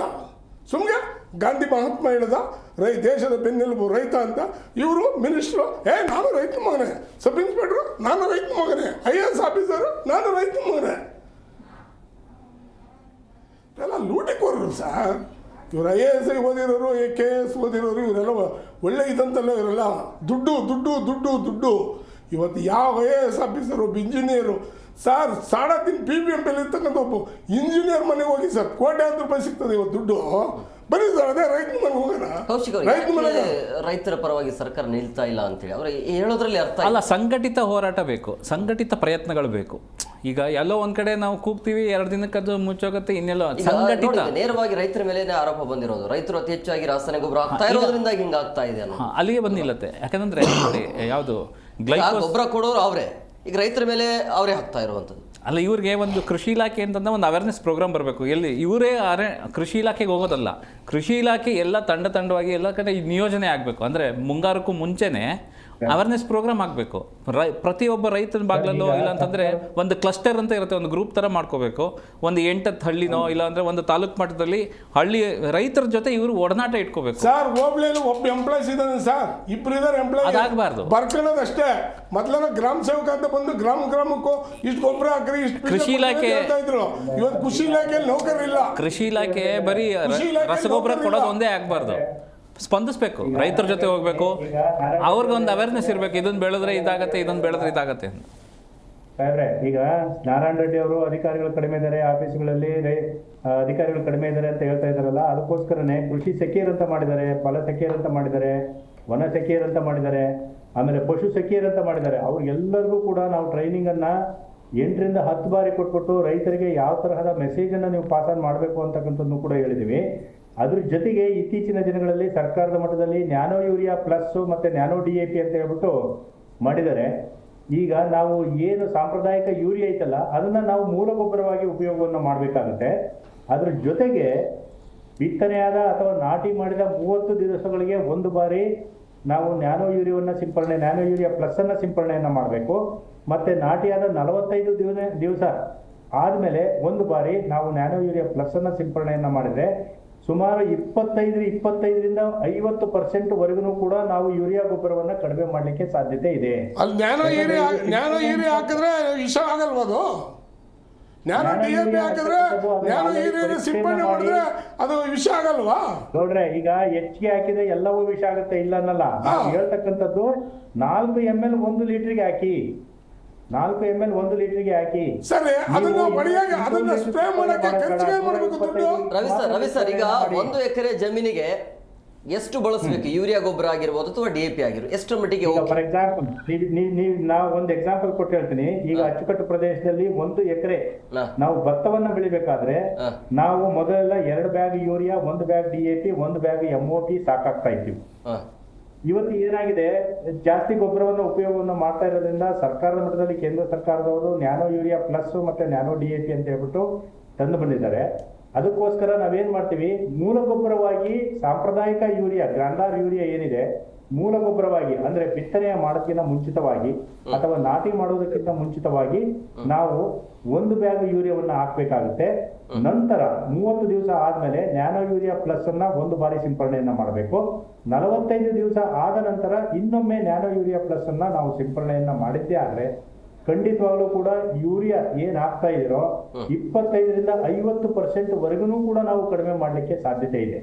ಈಗ ಆಲ್ರೆಡಿ ನ್ಯಾನೋ ಯೂರಿಯಾ ಪ್ಲಸ್ ಮತ್ತೆ ನ್ಯಾನೋ DAP ಅನ್ನ ಕೃಷಿ ಇಲಾಖೆಯಲ್ಲಿ ಈಗ ಆಲ್ರೆಡಿ ಮಾರಾಟವನ್ನ ಮಾಡ್ತಾ ಇದ್ದಾರೆ. ರೈತರು ಅದರ ಉಪಯೋಗವನ್ನು ಕೂಡ ಪಡ್ಕೊಳ್ತಾ ಇದ್ದಾರೆ. ಇದು ಹೊಸದಾಗಿ 2-3 ವರ್ಷದಿಂದ ಬಂದಿರೋದ್ರಿಂದ ಇನ್ನೂ ಸ್ವಲ್ಪ ಪ್ರಚಾರದ ಒಂದು ಅವಶ್ಯಕತೆ ಇದೆ, ಅವೇರ್ನೆಸ್ ಪ್ರೋಗ್ರಾಮ್ ಮಾಡ್ಲಿಕ್ಕೆ ಒಂದು ಅವಶ್ಯಕತೆ ಇದೆ. Ravi sir nano urea, nano DAP ಯಾವ ಕಾರ್ಪೊರೇಟರ್ ಕಂಪನಿ ತಯಾರು ಮಾಡಿದೆ ಸರ್? ಇಫ್ಕೋ ಕಂಪನಿ ಅವರು ತಯಾರನ್ನ ಮಾಡಿದ್ದಾರೆ. ಇಫ್ಕೋ ಕಂಪನಿ ಅವರು ಸರ್ಕಾರ ಬೆಂಬಲ ಕೊಟ್ಟಿದ್ದಾರೆ sir. Nano urea, nano DAP ಅಂತ ಈಗ ಹೇಳ್ತಾ ಇದ್ದೀರಾ? ಉದ್ಯಮ ಅದು, ಸರ್ಕಾರದ ಒಂದು ಉದ್ಯಮ. ಇಫ್ಕೋ ಸಂಸ್ಥೆಯವರು ಅದನ್ನ ತಯಾರನ್ನ ಮಾಡಿದ್ದಾರೆ. ಖಾಸಗಿ ಕಂಪನಿ ಅಲ್ಲ, ರೈತರ ಒಂದು ಕಂಪನಿನೇ ಇಫ್ಕೋ ಲಿಮಿಟೆಡ್ ಒಂದು ಸಂಸ್ಥೆ. ಥ್ಯಾಂಕ್ ಯು ವೆರಿ ಮಚ್ 3 ಜನಕ್ಕೆ ಇಷ್ಟೊತ್ತು ಕಾರ್ಯಕ್ರಮಕ್ಕೆ ಜಾಯ್ನ್ ಆಗಿ. ಹಾಗಾಗಿ ನಾವು ಫೈನಲ್ ಆಗಿ ಏನ್ ಹೇಳ್ಬೇಕು ಸರ್ ಅಂತಂದ್ರೆ, ನೋಡಿದ್ರಲ್ಲ ವೀಕ್ಷಕರೀಗ, ಪ್ರಮುಖವಾಗಿ ಈಗ ಬಂದಿರುವಂತಹ ಆಘಾತಕಾರಿ ಅಂಶ ಅಂತ ಹೇಳಿದ್ರೆ ಅದು ಅತಿಯಾಗಿ ರಸಗೊಬ್ಬರ, ಅಂದ್ರೆ ಪ್ರಮುಖವಾಗಿ ಯೂರಿಯಾ ರಸಗೊಬ್ಬರ ಬಳಕೆ ಮಾಡ್ತಾ ಇರೋದ್ರಿಂದ ಕ್ಯಾನ್ಸರ್ ಬರ್ತಾ ಇದೆ ಅನ್ನುವಂಥ ಅದು ಒಂದು ಕಾರಣ ಕೂಡ ನೀಡಲಾಗ್ತದೆ. ಅಂದ್ರೆ ಇಲ್ಲಿ ನಾನು ಹೇಳೋದು ನೇರವಾಗಿ ರೈತರ ಮೇಲೆ ಆರೋಪ ಮಾಡಬೇಡಿ. ರೈತರು ಹೇಳ್ತಾ ಇರೋದೇನು, ನಮಗೆ ಸರಿಯಾದ ರೀತಿಯಲ್ಲಿ ಬೆಂಬಲ ಬೆಲೆ ಸಿಗ್ತಾ ಇಲ್ಲ, ನಾವೇನು ಮಾಡೋಣ ಅಂತೇಳಿ. ಸೊ ಅದರ ಬೆಳೆಗೆ ತಕ್ಕಂತೆ ಬೆಲೆ ಬಂದರೆ ಅವರು ಕೂಡ ಸಾವಯವ ಕೃಷಿ ಕಡೆ ಗಮನ ಕೊಡ್ತಾರೆ. ನೀವು ಸರಿಯಾದ ರೀತಿಯಲ್ಲಿ ಬೆಲೆನೇ ಕೊಡಲ್ಲ ಅಂದಾಗ ಇನ್ನೇನು ಮಾಡ್ಲಿಕ್ಕೆ ಸಾಧ್ಯ? ಸೊ ಹಂಗಾಗಿ ಇನ್ಮೇಲೆ ಆದರೂ ಸರ್ಕಾರ ಎಚ್ಚೆತ್ತುಕೊಳ್ಬೇಕಾಗುತ್ತೆ. ಇದಾಗಿತ್ತು ಇವತ್ತಿನ ವಿಶೇಷ. ಮತ್ತಷ್ಟು ಅಪ್ಡೇಟ್ಸ್ಗಾಗಿ ನೋಡ್ತಾ ಇರಿ ಜಿ ಕನ್ನಡ ನ್ಯೂಸ್. ಸತ್ಯವೇ ಸುದ್ದಿಯ ಜೀವಾಳ.